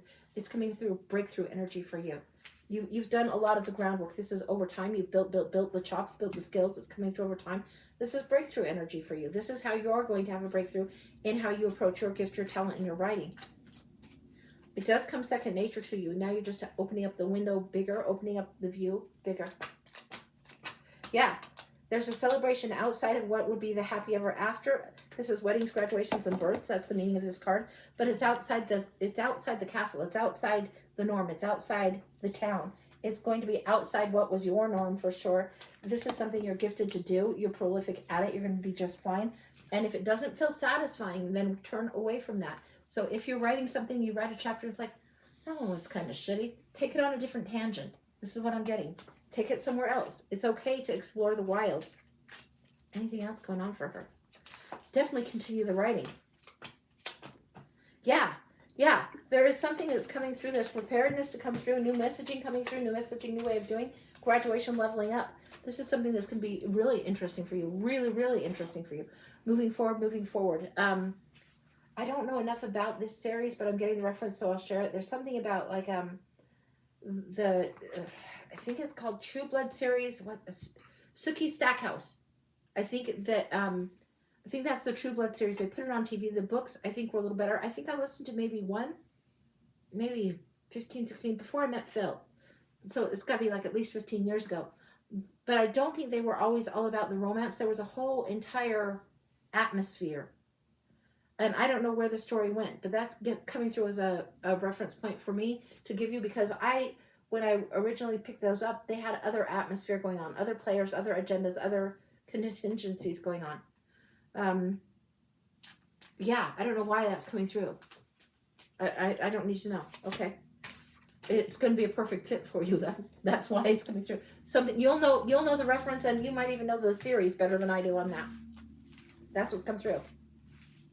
Yeah, that's complete. When we explore our own humanness, it doesn't matter whether we're in The Hobbit or in Star Wars or in Star Trek or in vampire stories. It doesn't matter where we are when we're exploring our humanness. You've explored the aspect of romance and humanness, but you also need to explore character deeply because you're good at it. That's what I got. That's complete. Holy cow. I hope that was helpful. That was a lot. Often I've used these cards, the David Corsi cards. They're these ones, and they're the Ghost Tarot, and I've used them for past lives. So it's like, that was surprising to see those want to come through, and they, coming through. You might try some fun like exercises in writing with maybe a tarot deck that you like that's different. I don't know. You might find it helpful. A lot of people will try that. So, wow. Yeah. Heidi's here. She said, "Oh, Jackie, just looked up your books. Honey, I'm going to have to give you a read." Good. Yeah. I want to know what's going to be happening in this one, but I don't get to know until you get to know, until it gets written. So, hey, all right. Fair enough. You can only type so fast, right? Okay. Okay. Yeah, that was amazing. That was like, holy shit. Also, another deck that might be helpful to you. The Haunted House Tarot is one that's interesting. I'm not saying you have to buy it right now. I'm saying if you look up some of the imagery, it might help with some themes that come through on that. It might be interesting for you, because you will probably still have an element of romance here or there in that. But if you think about, who is it? Janet Ivanovich, Stephanie Plum detective series. Really, really fun. And she has 2 love interests. There's another one that is... I think the Zodiacs, often it'll have a female protagonist with more than one love interest, and they rotate on the books. I've seen that done in different series, but you'll know better than I do. I'm sure you will. Yes. But yeah, this is something you should be exploring thoroughly and delighting in, like having fun writing again, doing this. It's going to be a little off the wall nutty to you, but it's good. It breaks out the comfort zone. It's like blowing the walls completely off the comfort zone for you. So yeah, love it. Love it, love it, love it. Angie's a reader. Angie actually was working on a book. What was your character's name? Bet. Bet. Mm-hmm. Her name was Bet. Yep. But that's been a long time since. That was a long time, but I remember reading some of the stuff she had already wrote, and it was like a fun thing. But I also like to write kids' picture books and children's books, which I've done before. So I do love to read. I don't just read cards. I do love to read fiction too, but lately it's just been tarot. I love reading tarot. Jackie put after 35 books, something new or fresh would be good. Yeah. That's the thing. It's going to blow out your comfort zone a bit to do that. So, yeah, you'll know some of those references, and maybe you'll pick up one of those authors and be like, yeah, okay, that's why. And that'll be it. Laurel K. Hamilton was one that I read a long time ago. Hers were kind of good and weird on that, but they're kind of their own thing. So you're setting up your own kind of world to a degree, but it doesn't have to be as extensive as like The Hobbit or whatever. You know, she does. Okay. It's like a zip it, Angie. Enough said. All right, water. Alysia, I did get your blind thanks. You're number 3 on my list. All right, you doing okay? A little thirsty, but doing okay. All right. Okay, next up we have Ashley. Okay, Ashley, you have a mini read Vacation Reading. I'm sure you want clarification on that, what she means by just vacation reading. Yeah, give me a question. Vacation reading, how's a vacation going to be in general is a little bit wide, but if you want more clarification, yeah. Yeah, we'll give her a minute on that. Then we have Heidi, and then we have Alysia. So, yeah, I figured you'd want a little more than just vacation reading. So we'll give it a second. No big deal. Warm. What? No, that's exciting. That book is exciting. Yeah. All right, I'll wait for it to come through, little Ange. Okay. Oh, and I had the fan on earlier, and Kim said it sounded like I was talking with the window down in the car. And as soon as I shut it off, she was like, "It's gone." Mm-hmm. So, stupid fan. Maybe we have to turn that fan on way over there that's further away from the microphones. Like, we could put it over there. Maybe we'll have to solve that. I don't know. Okay, Ashley, how's the vacation going to be in Vegas? It's going to be Vegas and family or anything else coming that comes through? How's the vacation going to be? It still feels pretty general. We're going to see. Tarot Littles. How's the vacation going to be? I want to put family as a category. Vacation itself, it feels like there's 2 lessons already being here. Family is right there. Vacation itself here. There's 2 things that are happening simultaneous here for you. You need to be highly aware that it feels like vacation often is work to get done, and then you just need to recover the vacation from the vacation. So understand the moments that you're trying to create. Understand where to have more peace, where to have more enjoyable time, and understand your own limits. Okay? We're going to look at family first.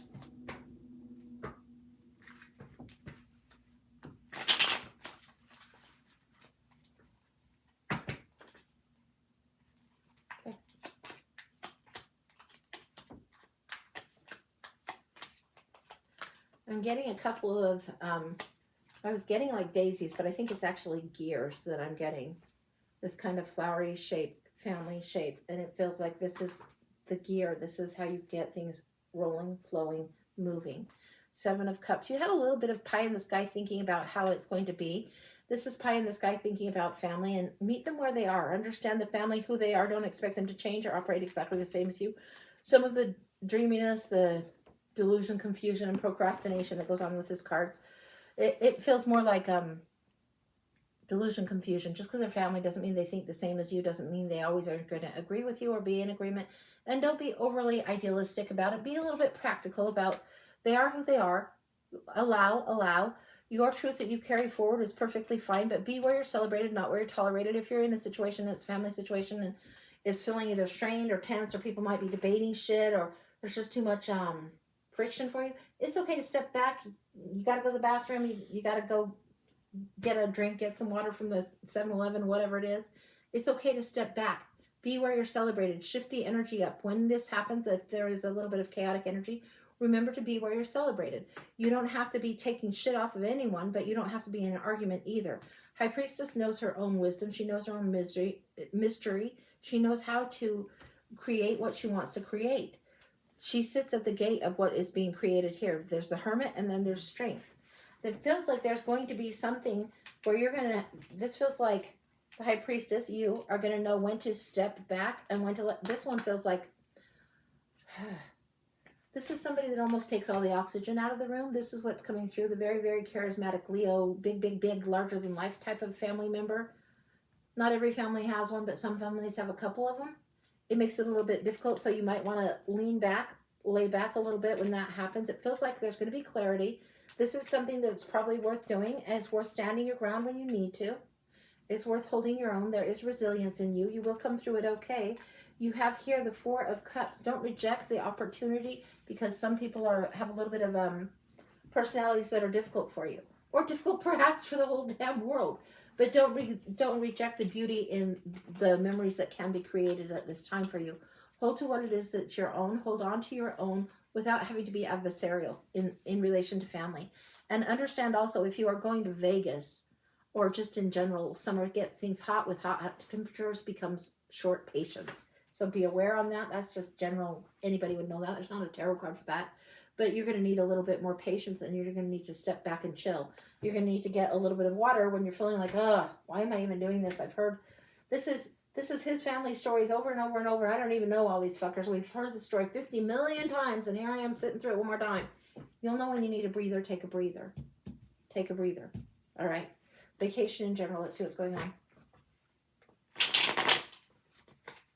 I'm getting another gear, so we're going to go in another gear shape. It's really interesting. All right.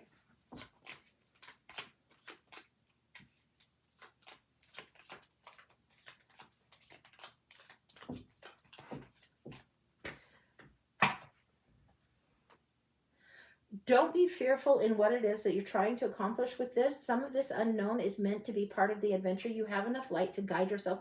You have enough light to go forward on this adventure. It will be all right. You have the desire to do it, and that will be enough. It's going to push you forward. You will have to leave some of your baggage behind. This doesn't mean lost baggage literally at the airport. It means some of the emotional baggage about your expectations and the difficulties that are needed to be overcome in order to move forward to do this. Need to be overcome in order to do this. It's important for you to do. This is coming out. This is bouncing out. This is bouncing out. Now, this, we're seeing the Eight of Swords. There's limited thinking. How am I going to manage? How am I going to manage? You will. You will. That's all I can tell you. You will. The vacation needs to unfold. There's going to be a few challenging times, a few challenging moments like, I didn't anticipate this. If I was you, I would be as organized as you can be and as less of a control freak as you can be. That's two big asks, as they feel contrary. Know what you have set aside. Have a couple $100 in the oh shit fund, but don't have it necessarily on your person. Have it where you can access it fairly easily. That kind of thing. Know what it is that you need to have, and you don't need to pack everything for everyone. You have the 10 of Wands. You're packing everybody's burdens. If somebody forgets to pack this or that, that's on them. You can organize so good, right? But you got to let people be accountable for their own stuff and have some lessons along the way too. This is planning for what's going on here and seeing the long term. What's the long-term benefit from this vacation, and where do you want to explore? Treat it like an exploration. Treat it like the whole purpose of the vacation is to leave home so that when you return, you value being home again. Not so you hate each other by the time you get home, right? So this is, treat it like the exploration and the adventure that it needs to be. Let your spirit be on adventure, not on control freak, okay? The sun is here, and if something is like, oh well, okay, oh well, you deal with it how you deal with it. The sun is coming up. It's going to be something that's really enlightening. You can shift into a different gear, and you're going to surprise people. Very much surprise people. This is something you would like to see how things go. You have planned. You have hopes and dreams here. And you have this perfect fit, the perfect situation, and the big cup of love coming here. It's going to surprise people. Sometimes people can micromanage down to the minute. And sometimes people that are capable of that can also let that go and be like, all right, que sera, sera. Let's go. I'm ready to improv. Let's do this. This wasn't in the plan, but you want to do it? All right, let's move. And your ability to shift is going to surprise a few people. Not just who is your immediate family or your partner, but also some of the extended. You might have more fun by allowing the surprise, through and charging forward anyway. Let's see what happens now.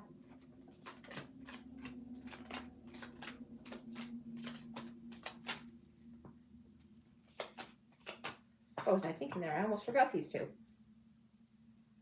You're going to learn to travel a little bit lighter. This is the Thief card. He's Sneaky Pete, but what he does is take 5 of the swords with him and leaves 2 of them behind. So he learns to travel light. Protect your priorities, but don't be a control freak. That's an interesting lesson to have. Be the leader of where your own agenda is, not the leader of everybody else all the time. Be the leader of where your heart and your energy is. Be very, very aware. When your energy is in happiness and joy, people want to follow your lead. That doesn't mean be a pushover. It means, I'm excited to do this. They're happy to follow it. And if you get a lot of resistance, I can be equal excited to do something different. It means you're going to have to modulate the leadership role and allow flexibility in the leadership role. It's coming through here. It's coming through here. You're going to leave some of the baggage behind by allowing some of the lead role to go a little differently. The 10 of Pentacles. This is breakthrough energy. This is like family, wealth, development, inheritance, legacy. This is breakthrough. And then the other side of this modulation is the 10 of Cups. This is the happy ever after +1. Really, really enjoying the bliss. I think the vacation's going to go well. I think that you're getting this reading for a very strong purpose, and the purpose is for you to specifically hear me say, you do not need to control everything. Let the control freak stay home. Let the adventurer come to play on this vacation, and you will enjoy it a shit ton more. Realize that there might be some money that is just like chalked up at a loss. Like, well, we didn't see that coming. All right. Let some of whatever happens, let the shit fall where it falls. Sometimes it's going to be okay. Let the memories that you want to create be the important thing. Let the exploration be the important thing. Let things kind of come together with a little bit less of your on the guardrails. Let people be on vacation with you. Let you be with them and really enjoying their energy. You're like, that feels like a nightmare. I want a fucking plan. This feels like a nightmare if I don't plan every damn thing. That is the nightmare. If you plan and micromanage every damn thing, nobody's on vacation. We're all on schedule. Maybe the schedule needs a little more room. A lot more room. Don't have a schedule with no time buffers in it. Like when people go on vacation and they go to the airport and they're suddenly stuck at the airport for a fucking day, that's got to be costly as hell. That's got to be frustrating as hell. All the plans allow time buffers in here. Allow double the time buffer that you think. If something's supposed to take an hour, give it 2.5 hours. Allow double the time buffer and do less activities. Don't try and power pack 15 trillion activities into one. This is saying reduce your schedule. It's not, we got to see this, we got to see this, we got to see this, we got to see this, we got to fucking slow that shit down. We got to see this, and maybe one other thing. That's it. You will have a much more enjoyable time if you don't overcrowd your schedule. If you have a time buffer where you can have the conversations where you get to know each other, enjoy each other, really hear each other. Be out of your daily realm where it's so overscheduled, overmanaged. Heartbreak, heartache, and the Star. This is betrayal. This is heartache. This is learning something that's tricky to learn. It doesn't always mean third-party betrayal. That's the laziest fucking reading of this card imaginable. Because it can mean that. But it also can mean somebody's sharing a sorrow and a heartache with you. And this is the healing waters that it lands right next to. It means whatever is your own heartache, your own sorrow, and some of the things that you need to let go of, you'll be able to heal. The Miser is here as a warning. The Miser would impede the Two of Cups here. You could be aware of the finances, but if you're going to be a greedy fucking miser, you're going to be really unhappy. Better to let go of the money a little bit. And I know it's Vegas. That doesn't mean go into debt and lose all your savings on, a slot machine or whatever. But better to have a little bit of joy and have, if say we go to Vegas and we're going to hit the blackjack table, we can afford to lose $800 and be just fine. If you can't be just fine with losing $800 and it's only $80 that you can be okay with losing, you better know what's real about yourself before you go into there, okay? And understand what is the purpose of the vacation. We're back to the Seven of Swords and the Big Love. Travel light, cover your ass, protect your priorities. If your priority is to go on vacation, to have fun and reprieve, and enjoy family and enjoy a new adventure, then allow yourself to do so by not mandating and legislating and micromanaging every fucking minute of time. By yielding to flow, by yielding to the high priestess over here that wants to lead and not being in fear, by allowing somebody else to take the lead and not only you have the lead, by sharing that burden a little bit more. It'll be a much more fulfilling vocation.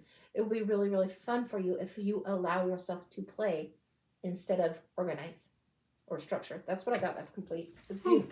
It's going to be a challenge. It's going to be challenging as fuck. You have the skill set to make anything work. Doesn't mean you have to overpack, underpack. It doesn't mean you aren't going to be capable. But plan buffers in time and plan buffers in money for yourself, and plan to be not attached to if you lose 3 hours of time or if you lose $80 or whatever it is. Plan for some losses to be worth the vacation gain. Like, you know, when you're paying to just stay at a certain place, if you go to the cheapest place possible, you might have the worst time ever. It might be worth it to pay for something that's a little bit of a better place to stay and be in a more comfortable situation. And it's not a loss if you're happier overall instead of worrying if you're going to get shot, you know? What? He says, what? One time my mom took us to a hotel that was like, we were worried if we were going to get shot. And we were in the middle of moving, and it was like, we shouldn't have gone to that cheap hotel. But anyway, I think you get what I'm saying. So, okay. Water. All right. Yeah. Geez. Yeah. Step off the gas on the control freak thing, too. And take the detours. Be ready for spirit to step in a time or two, because you're going to be learning a lot on this vacation. You're not meant to just be on total vacation. You're meant to be learning a spiritual lesson on this one. It wouldn't have come in like it did otherwise. Okay. Ashley said thank you. You're welcome. Should be fun.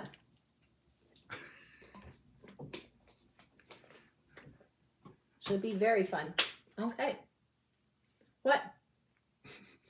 He's just laughing at me. I don't know why, but there you go. Oh, thank you. You're welcome. Okay, Heidi is next. Okay. Full read. General, get Snoopy. Full read. General for Heidi, get Snoopy. Ooh. Full read. General, get Snoopy. Alysia, you're on deck. We have Tarot of the Hidden Realms, and we have the Witch Sisters coming in. Get Snoopy for Heidi.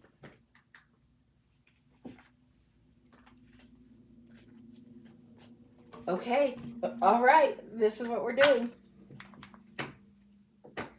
What will you encounter? We have here, here, here, and we are going to have you snooping with this one. Very interesting.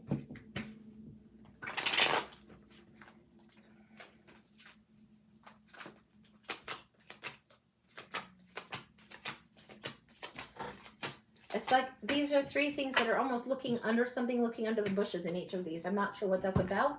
I don't know why I feel it's that way, but that's what I feel, so that's where we're going. And then it's like lippity clippity bouncity bounce. That's it. Lessons of the briar patch. Where you're comfortable, where it feels like you might be uncomfortable, it becomes more comfortable to you. What's going on here?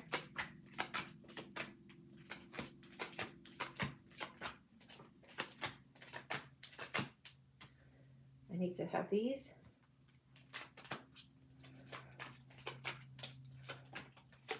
Holy shit. Why? I do not know why you're doing it this way. This is you. Tra-la-la-la-la. This is the path you're walking.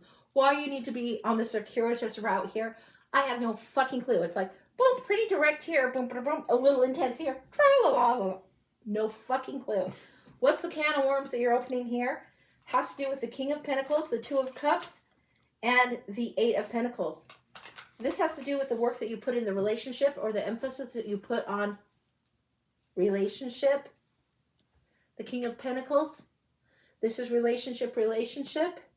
King of Pentacles also is shown in the masculine energy coming through in the father energy. This is the energy of being taken care of. This feels like show me the plan and I'll back your play is something that you need to be able to offer to someone else as well. I don't think you like that so much. I think it's nice to have somebody be the sugar daddy. I think it's nice to have somebody that's supporting you. But it's also nice for you to be able to show off that you can be that person as well. This is what you're diving into.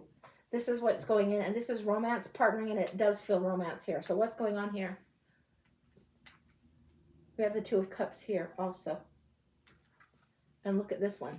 Same card. Two of Waters. But this one, you're looking yourself in the eye, sweetheart. This is the Witch Sisters Tarot, and this is the Hidden Realm. So this is more about you than the other in this Two of Cups. This is what's going on. You are looking yourself in the eye and seeing how you bring into the relationship, how you support what's going on in the energy, how you back your own play and how you back up others, how you are supporting. Now, often you'll hear me say, go be Batman, be the main character in your own life. There's also times when we need to be a little bit of Robin, when we need to be a little bit supporting others and let them shine a little bit. And it feels like you're learning how to balance this a little bit differently. You've got the Two of Cups, the sun on it. This is full illumination. The Eight of Waters here. You have the Eight of Coins here. Eight of Cups, you're leaving something behind that's unfulfilling, and you're walking towards what is fulfilling. This is something that is like a new revelation. Like maybe it's not always fun to be waiting on somebody else to bring back the magic or to bring this or do that. Maybe this is something you can go out and do on your own. Maybe doing some of these things where you're supporting what's going on that's self-care, loving to self, and adventurous for yourself is uncomfortable, but you can do it on your own. This is something where this is going to fuel something else to move forward. We've got the Two of Skies. Now look at this. You're face to face with yourself. Now you're back to back with yourself. This is a resistance. It seems like a pretty direct route. It seems pretty simple to do. Easier said than done is what I'm getting. Seems pretty direct. You're back to back. And do you want to choose this? Can you choose to drop into a different gear? It seems like there are some cars that you can do automatic or manual. There are some cars that can do that. There's some cars that you can do, if you're in a manual or an automatic car, you can go on cruise control. It's like setting it into a different gear is something you're learning how to do, where you are the supportive one and not waiting for everybody to come fill your cup, but you're going and filling other people's cups. This is telling you need to get off. Well, that was abrupt. Mo's in the house. Mo says, lazy ass. Get off your lazy ass. Now, I don't think you're a lazy person at all, but this is saying get out of your comfort zone. Get out of what's comfortable and start offering to others instead of waiting for somebody else to pour. She's got the picture there too, and she's drumming on the desk. She's drumming her fingers on the desk. There's a pitcher of water, and it's like, it's time. It's time for you to pour for others' cups. I don't ever want people pouring so much to everybody else's cup and overdoing for everybody else that they are exhausted. Mo is here, and Mo is saying that's exactly what you need to be doing. So I will yield to the guide versus what Angie's personal bias is anytime. The guides are almost always right. Well, Mo's always right. Okay, this is saying you need to pour, you need to share, you need to be giving and lifting others. You need to be handling some things on your own, but not waiting for external validation. And you need to be not at war with yourself, more recognizing who you are, what you're capable of, what you're doing, and then making a choice in doing it. Yes, I got it. Okay, yes. Okay, moving forward. Next one, you said get nosy. Most like she did say that. Okay. But Mo doesn't say she did say that. She says, yes, she did. Okay. All right. We've got the Ace of Stones, the Ace of Coins. This is like the big promotion, the big coin, the big reward coming up. And the Seven of Cups, the big reward in the Seven of Cups. Ooh. Look at this one in the eye. Give me a second. The big reward is something you can offer, you can grab, and you don't have to scramble or claw for. You don't have to beg for or reach for or hold your hand out for it. You are going to give what you can give, share what you can share. You're no more in this beggar place at all. The Six of Stones is the giver, not the receiver. And in this one, look at this. It's like almost like, please, sir, do you have a dime? Can I just please find my way? No, you're more in giver mode. Look at this. This is very strongly representative of you now. Very strongly going into this energy. Wow. This feels like this would be your summer lesson. From here to end of summer, whatever that is. I don't know if it's 2.5, 3.5 months. I don't know what it is. It's an accordion of time. I couldn't give you a secure boom date because when you arrive at this point, this changes the game. It's why it gets more intense coming through. Coming down. We get the Four of Cups. The rejected one has learned. You've learned how to handle rejection. You've learned how to handle something, if it's been refused, whatever. You've learned how to handle this. It feels like the rejected one has learned her value, learned her worth. Queen of Elfin. The Empress comes through. It says the Queen of Elfin. It's coming through with all the Empress energy that could possibly be there.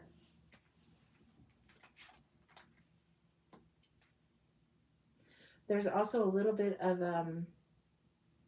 not usually does the Empress get accompanied with the Queen of Swords, but she is this time. Usually she gets accompanied, in my mind, with the Queen of Coins, but this is actually coming through more like a clarity in thought, a clarity in what it is you decide to do. There's a little bit of self-care, nurturing, and being the bird here, not being the egg. You're out of this egg stage. You're taking care of your own business, handling your own stuff, taking care of your own self in a huge, huge way. It's coming through big. And then here we have a Queen of Waters coming through. Now this is the regular Queen in this deck. This is Empress. You see the 3 here, Roman numeral 3. This is regular Queen. This is Queen of Waters, Queen of Cups. Reflecting and not being a drama queen, being compassionate but practical. This Queen of Cups and Queen of Swords energy harmonizing, coming together, congealing together for you. These two, Cups and Swords friends coming together. This is the one that's the emotional, and logic coming together in a beautiful way. 7 of Coins, Page of Pentacles, and the World here. There's a huge completion of knowing what you can offer, which is the big coin here, and where to offer, where to plant the seeds, where to allow this to be planted. Huge, huge. It is birthing a new version of yourself. You know, the 2.0 or 2.5 or 2. Whatever. This is like a new version of self being birthed and bringing forward into the world. This is huge. This briar patch, this bundle is allowing a completion of this old way of doing where it's receive, claw, claw, claw. No. This chick, she not suffering none of it. She knows exactly how weird and how wonderful she is. Show her this one again. This is something you need to have imprinted. She is fierce. And this is something that is how you recognize if she's walking by your side. This one knows how to ride a Harley. This one has been to the tattoo shop. This one knows how to deal the cards, smoke them, and be ready to go. She's ready to roll. She knows what she's doing. This one is wise, guarded, and she is sharp. She's fierce like these ones, walking around like the normal everyday Joe. People don't know this ferocity is in her, but she is. She's in here, and this is what's being birthed here. Now going up for this loop-de-loop and circling back. What is this lesson that you're going up on the loop-de-loop and circling back? We started here. This is 5 of Swords. Now this is learning how to be out of the ruthless battle. This is learning it's not worth the battle. Walk away from the fight. Even if you're right, you just don't have time for that drama anymore. The Queen of Swords doesn't have drama. She doesn't suffer fools. She might have compassion if she's got a friend that helps her be in touch with emotions, but she's not going to be caught up in somebody else's blah, blah, blah, snipe and guard drama. She's not going to spend time on the battlefield. If somebody else needs to be a chucklehead, she's going to let him be a chucklehead and move right on. High Priestess energy coming in big time here. No wonder. Nineveh. Now show her this, but show carefully. This one I haven't sharpied up. The art is beautiful in here. Show carefully. This is High Priestess energy and calling it down. You'll see the antlers in this card. She's calling it down big. She's calling down the powers of big. And this is a balancing out of the Queen of Swords and the Queen of Cups balancing together in this beautiful Empress kind of way. It's gorgeous energy. It's knowing what is fair and right for you and knowing what is the compassionate thing to do and letting logic and compassion meet on the same page. That is a beautiful, beautiful thing to do. It's understanding reason. Okay, here. Now this one's great, great, great. And this one I did Sharpie on the clothes. I tried to. This is the Witch of Stones. This is definitely, we got this Page of Stones energy, this going and being the Batman over here. It was shown over here. So you've passed that, you're going forward. It's past just presenting something and more to this point of knowing that you can share, you can offer, you can offer, you can offer. Knowing that if you are inclined to be a helper, it doesn't make you the Robin all the time. You can shift into that gear or out of that gear, yes. Knowing that you can offer your gifts according to what makes sense for you to offer, not to overgive because you have to prove yourself. 7 of Cups. Choices are needing to be made. Procrastination can't be made, and for you, dance is important. This is wild, but this is what it is. Dance is important. Now, I showed you the antlers calling down, all of this, which is the Swords and the Cup and the Queen energy. All of this calling this down, right? There's also this reflecting it back and sharing it back. Once the wisdom is received and drawn down. reflect it back, share it back. And this is also very literally meaning that if you get songs on and you're just dancing in your bedroom, nobody's home, whatever, you're going to have wisdom drop through. You're going to have knowledge or epiphanies come through because the movement of your body is going to move the energy out of brain into heart and hips a little bit better. That's just all there is to it on that. Now here, the Queen of Trees. This is the Queen of Wands. Beautiful, beautiful, beautiful. Big ears listening here and ready to grow something new. Big ears and listening. This is a gentler Queen of Wands than we often see. Very, very receptive to other people's information. It doesn't mean that she can't think for herself, but she's listening. She's highly alert, highly, highly listening. Let it drop down and let there be rhythm to allow it to drop down. Maid of Skies. We got the Swords energy, and this one's too soon old. The wisdom has come in a little too soon for her. She's seen, but this over here is learning not to speak before the battle. This one is listening, and this one looked too soon old. She's got wisdom that is there. She doesn't need to battle it anymore. This is where you're looping back around to some degree. You're looping back down to here, down to here, down to here.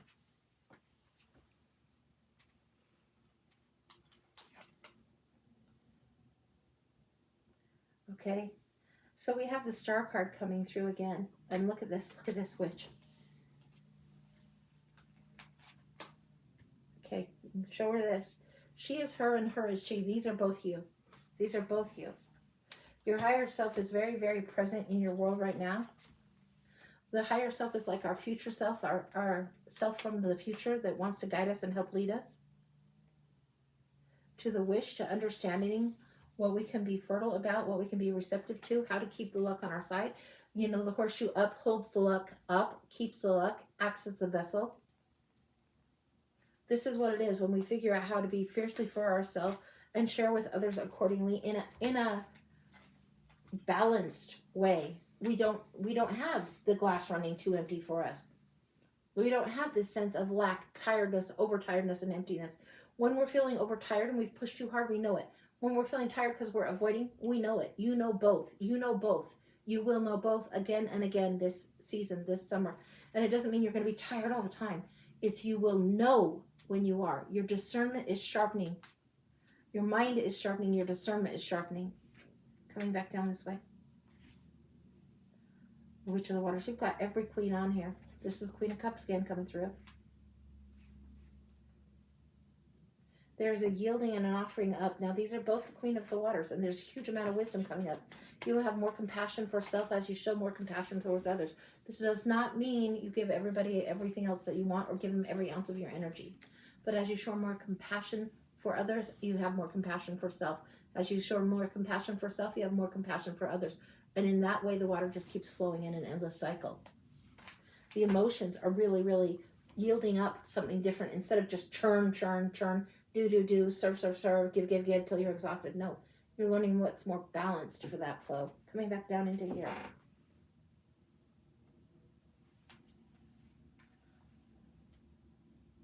We've got the Three of Stones. This is teamwork, cooperation, working together. There's a reflection in here coming through very interestingly.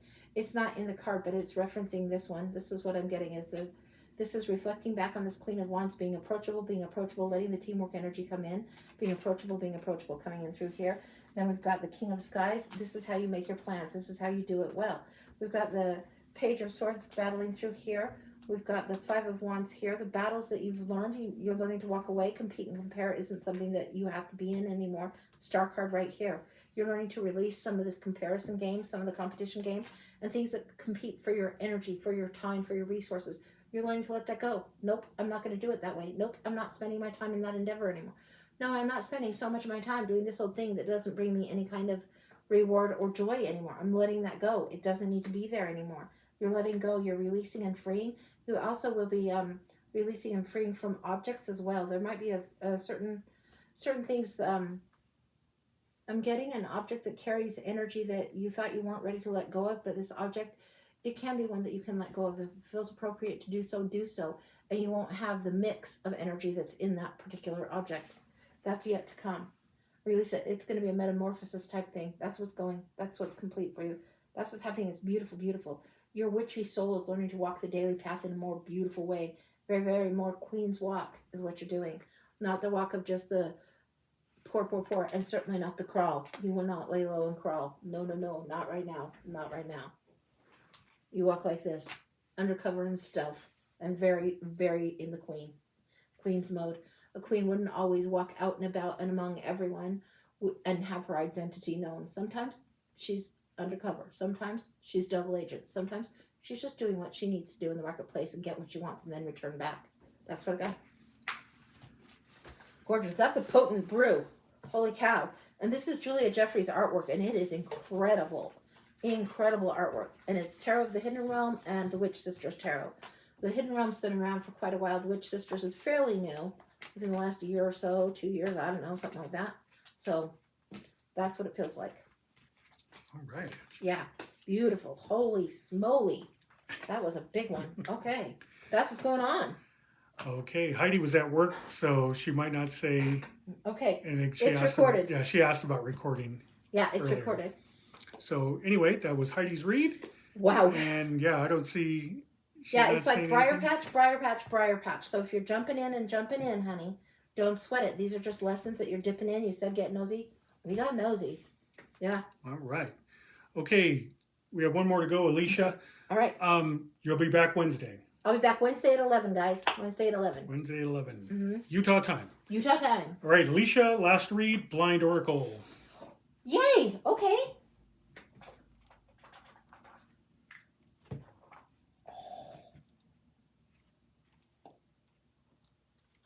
Going to these ones. Very interesting. So we've got the Wild Nature Spirit or something Oracle. We've got the Ganesha Oracle, and then Kyle Gray's Angels Oracle. Let's see what's going on. Alysia for the blind. What do you got there, Alysia? What do you need to know today?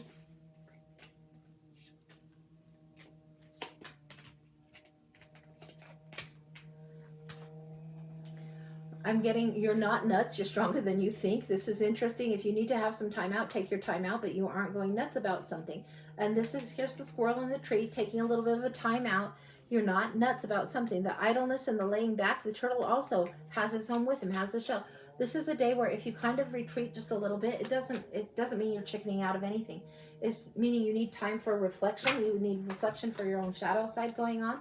You got white swan, black swan. Black swan isn't necessarily a villain. She's just misunderstood. Our shadow side is much the same. Our shadow side is there to teach us. There's something about a shadow lesson that you can look at, and it might not even be that you need to journal and do some kind of ritual or blah, blah. It might be you just need to acknowledge that sometimes you need to allow for this other part of you, the duality in your nature, to be there. Allow for reprieve. Allow for quiet sometimes. Allow yourself to say no sometimes. Sometimes we aren't meant to get out. We're meant to just park it, cool our heels a bit.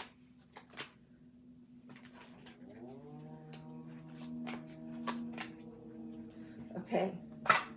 We've got splendor, childlike expression, wholeness, and prosperity. This is asking me to remind you of a dream when you were a child, when the childlike expression is here, what caught your eye, what was so fabulous.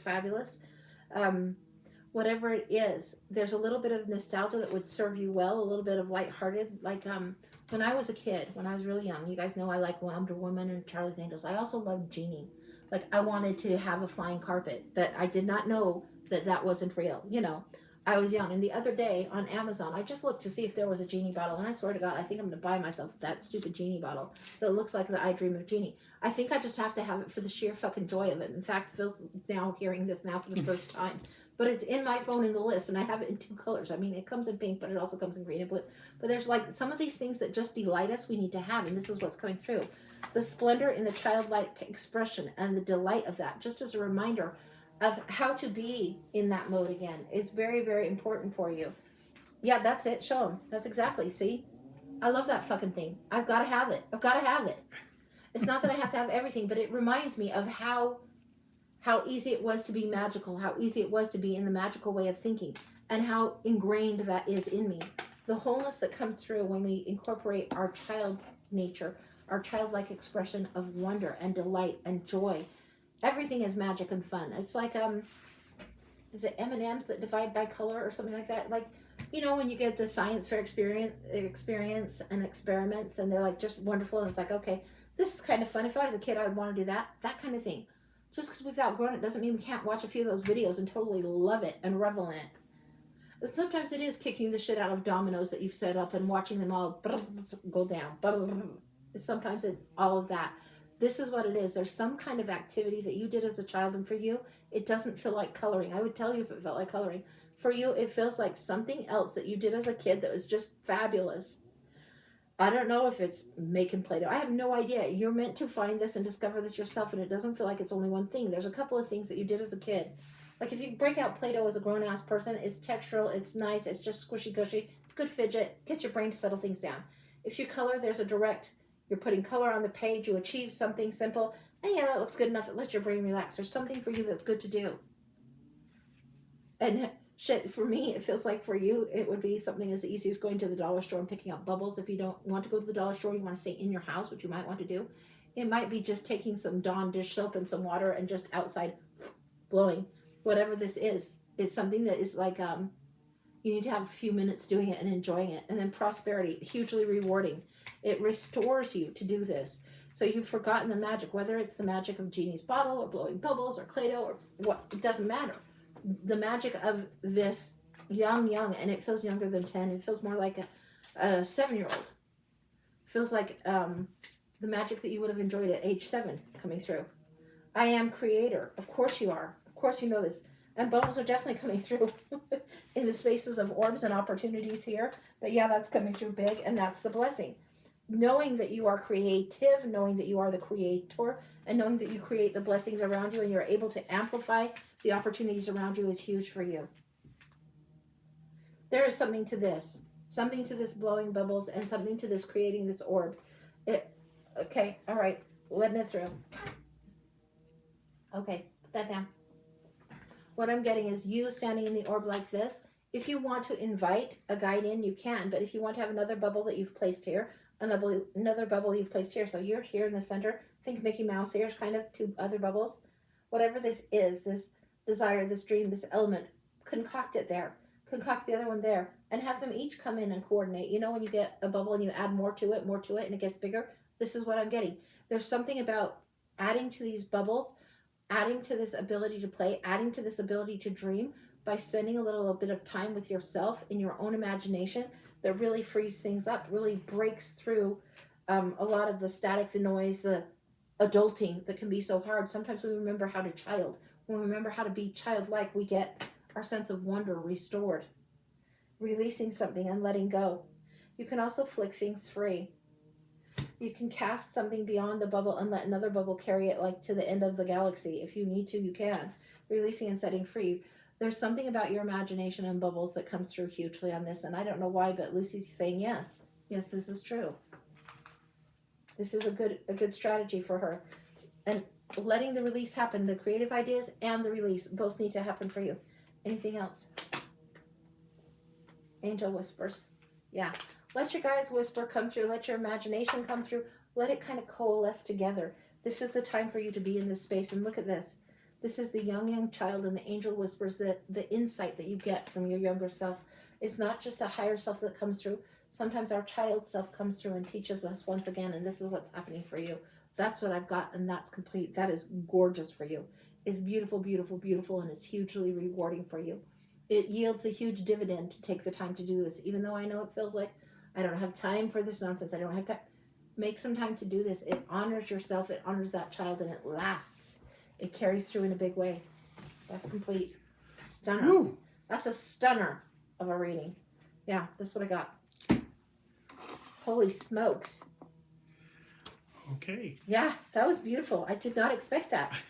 I was surprised to see Ganesha playing with the Kyle Gray Angels cards. I was like, all right, let's see what's going on with this. But that's what comes through. All right, that's beautiful. Watched IF last weekend. It was an amazing movie. Oh, okay, good. Brittany, yeah, we'll wait for you. Brittany, whenever you can, just get on there. We'll get you for your blind. Okay, let me get some water. All right. Yep, that is great. Can I get your water, honey? Sure. Thank you. I need some water. The cords are the cords, and they need water. She said it's about imaginary friends and not forgetting childhood. The imaginary friends, or the imaginary places that you went. The things that you concocted in your mind and your imagination as kids, There's reason that you're drawn for it. There's reason those were the adventures that you played, whether you were slaying dragons or Cowboys and Indians or Charlie's Angels or whatever it was. There's reason for it. All right. And of course, everybody's like, did you order it yet, Phil? Especially Chad. Did you order the Dream of Genie bottle? Did you? And I got to make sure you don't want anything else because I'll go and order something. Oh, you should have told me there's a tarot deck I want. Like that happens every time. And I have been on his case about that. I'm like, you ordered this blah, blah, blah practical thing. You didn't ask if I needed anything. But yes, we are ordering that today. You guys will be seeing that within the next, I don't know if it'll be here by Wednesday, but you'll see it in the next little while. I don't know which color yet, but yeah, it'll be here. It's definitely going to be here. So Alicia's asking, told me to do sky scribbing last time. Does it have to be a wand or can it just be a stick of it? It can be just a stick. Now, I have a wand. Oh, Kim gave me this one. It can be raw like this. In raw form, if it's wand, you can have it this way. But it's raw, so it's more likely to flake. And they come in different sizes. You can show her that. Or, if you want it this way, I have two like this. This one is like double terminated or whatever. But this one I like because it's so pencil-like. It's like a stylus. And this is what I love. That's what I would do. You do it how you do. For all I care, it can be any shape. If it's just a rock in your hand, like if it's, where did that, this will work. You can have it like this because you could carve in the sand with just a chunk of stone. Whatever feels right for your hand. For me, this feels very natural. But if for you, this feels more natural, you can do it with this. Just like if people take chalk and break chalk, you can use pastels and write it. Whatever it is that feels right for your hand, for the way you would write the blessing and do the sky writing, that's what you need to do. So whatever feels right. And don't think that you can't just grab whatever's handy. Selenite is what I love for the potency of selenite. But you can grab whatever's handy. The magic isn't necessarily in the selenite. It's in you. That's where the magic is. It's in our hearts. It's in our intention. It's in our mind. So it's not just necessarily the magic is in the stone, although they vibrate at their own frequencies and blah, blah, blah. Crystal magic and yada, yada. That doesn't trump the human magic. It doesn't overwhelm the human magic at all. The human magic is huge. The heart is huge. Our hearts will entrain to people that are near us. Our heartbeat will literally get synced up with people that are near us more often than we realize without even thinking about it. So yeah. She said, awesome. I have lots of small sticks, but haven't been able to find a stylus around here. Not many crystal shops near Billings. Yeah. If you want to order a stylus, you can order damn near anything on Amazon. But to get yourself started, whatever you have at your house, get. And it might not be that it's like, ta-da, ta-da. Just get what you get. Get what you get that gets you starting to go. Spirituality is not meant to be, oh, you need to gather 1,000 different things and say a certain blah, blah, blah. Spirituality is meant to be what gets your spirit in touch with itself. So it needs to be accessible. It needs to be doable, relatable for you, something that you can take on and it's approachable. That's all it needs to be. So you can get aligned with your maker, creator, the divine part of you. That's what it is. Right on. All right. Cool deal. So cool deal. Billings, huh, Alicia? So the farthest east I've been so far is Bozeman. Yeah. So I'm hoping to get to Billings someday. Montana is That'd be beautiful great. In summer too. I'm a little bit jealous. Oh yeah. It's driving gorgeous. to Montana this time of year is fantastic. In the wintertime, not so much. But yeah, wintertime I think I can leave Montana in Montana. This time of year, it's great. It's fantastic to drive in Montana. So I think that's it. Okay, well, we're waiting to see if Brittany's going to come around. I haven't seen anything yet from Brittany. For just a second. We'll give her a few more minutes. Okay. Put them back. And I can show you. Oh, I did want to show you guys something. So hang on 1 second. I've got something to show you. So, okay. So the Mystic Palette Tarot I got the other day. And I got the sepia tone. And I didn't have them both downstairs at the same time. But this is another Ciro Marchetti deck. And they're huge, guys. These ones are huge. But this is how vibrant it is in the regular colors. Will you show them some of these? Ooh. All right. Sorry, honey. Didn't see that about Brittany. Sorry, guys. Okay, that's all right. So this is the regular ones. This is the Mystic Palette. And then the sepia or sepia tones, I'll show you the difference here in a minute. These are super vibrant. Let me pull a few of those and you can show them those.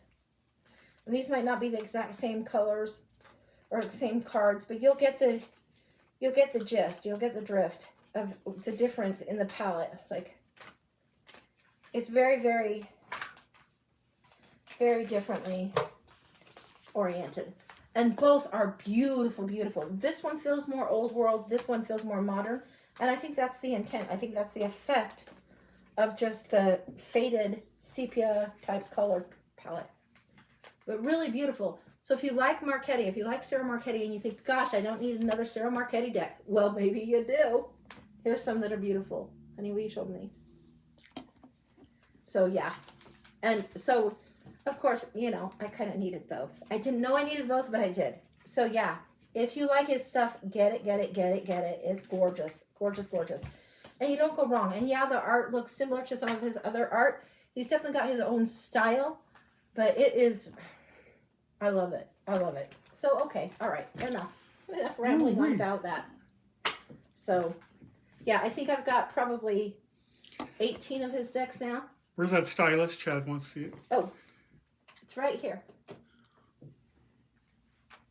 And I think that was like maybe around $10 or something in Conjuring Tree, which is a local shop in Utah. And they're a good little shop for like stones and stuff. But it's just, yeah, selenite stylus. And you just get whatever you're comfortable with. So. Kim put it as a selenite pencil. Yeah. Yes. That's what it is. Show Angie feel they're the real thing. I'm not quite sure what the meaning is on that. I'll be careful on that one. Okay. Kim put that. Okay. And Chad said thank you. You're welcome, Chad.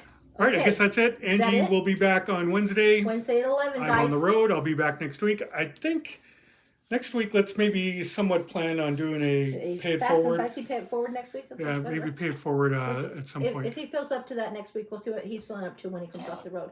But for me, we'll be doing the regular show up here again, 11 o'clock Wednesday. And tomorrow I'm going to get my nails done. And I'm doing them red for June 24th. And that's like the women go on strike day. You don't have to get all political about anything, but do something nice for yourself that day. So I'm doing my nails in red for the power of red. Yep. All right. Okay, guys, thanks for coming by. Thanks, Kim. Thanks, Chad. Angie will see you on Wednesday. I will see you next weekend. I am off Sunday, Monday, Tuesday next week. All right, guys, have a great day. Take care. Bye, Love guys. you guys. See ya. Okay, and out on that.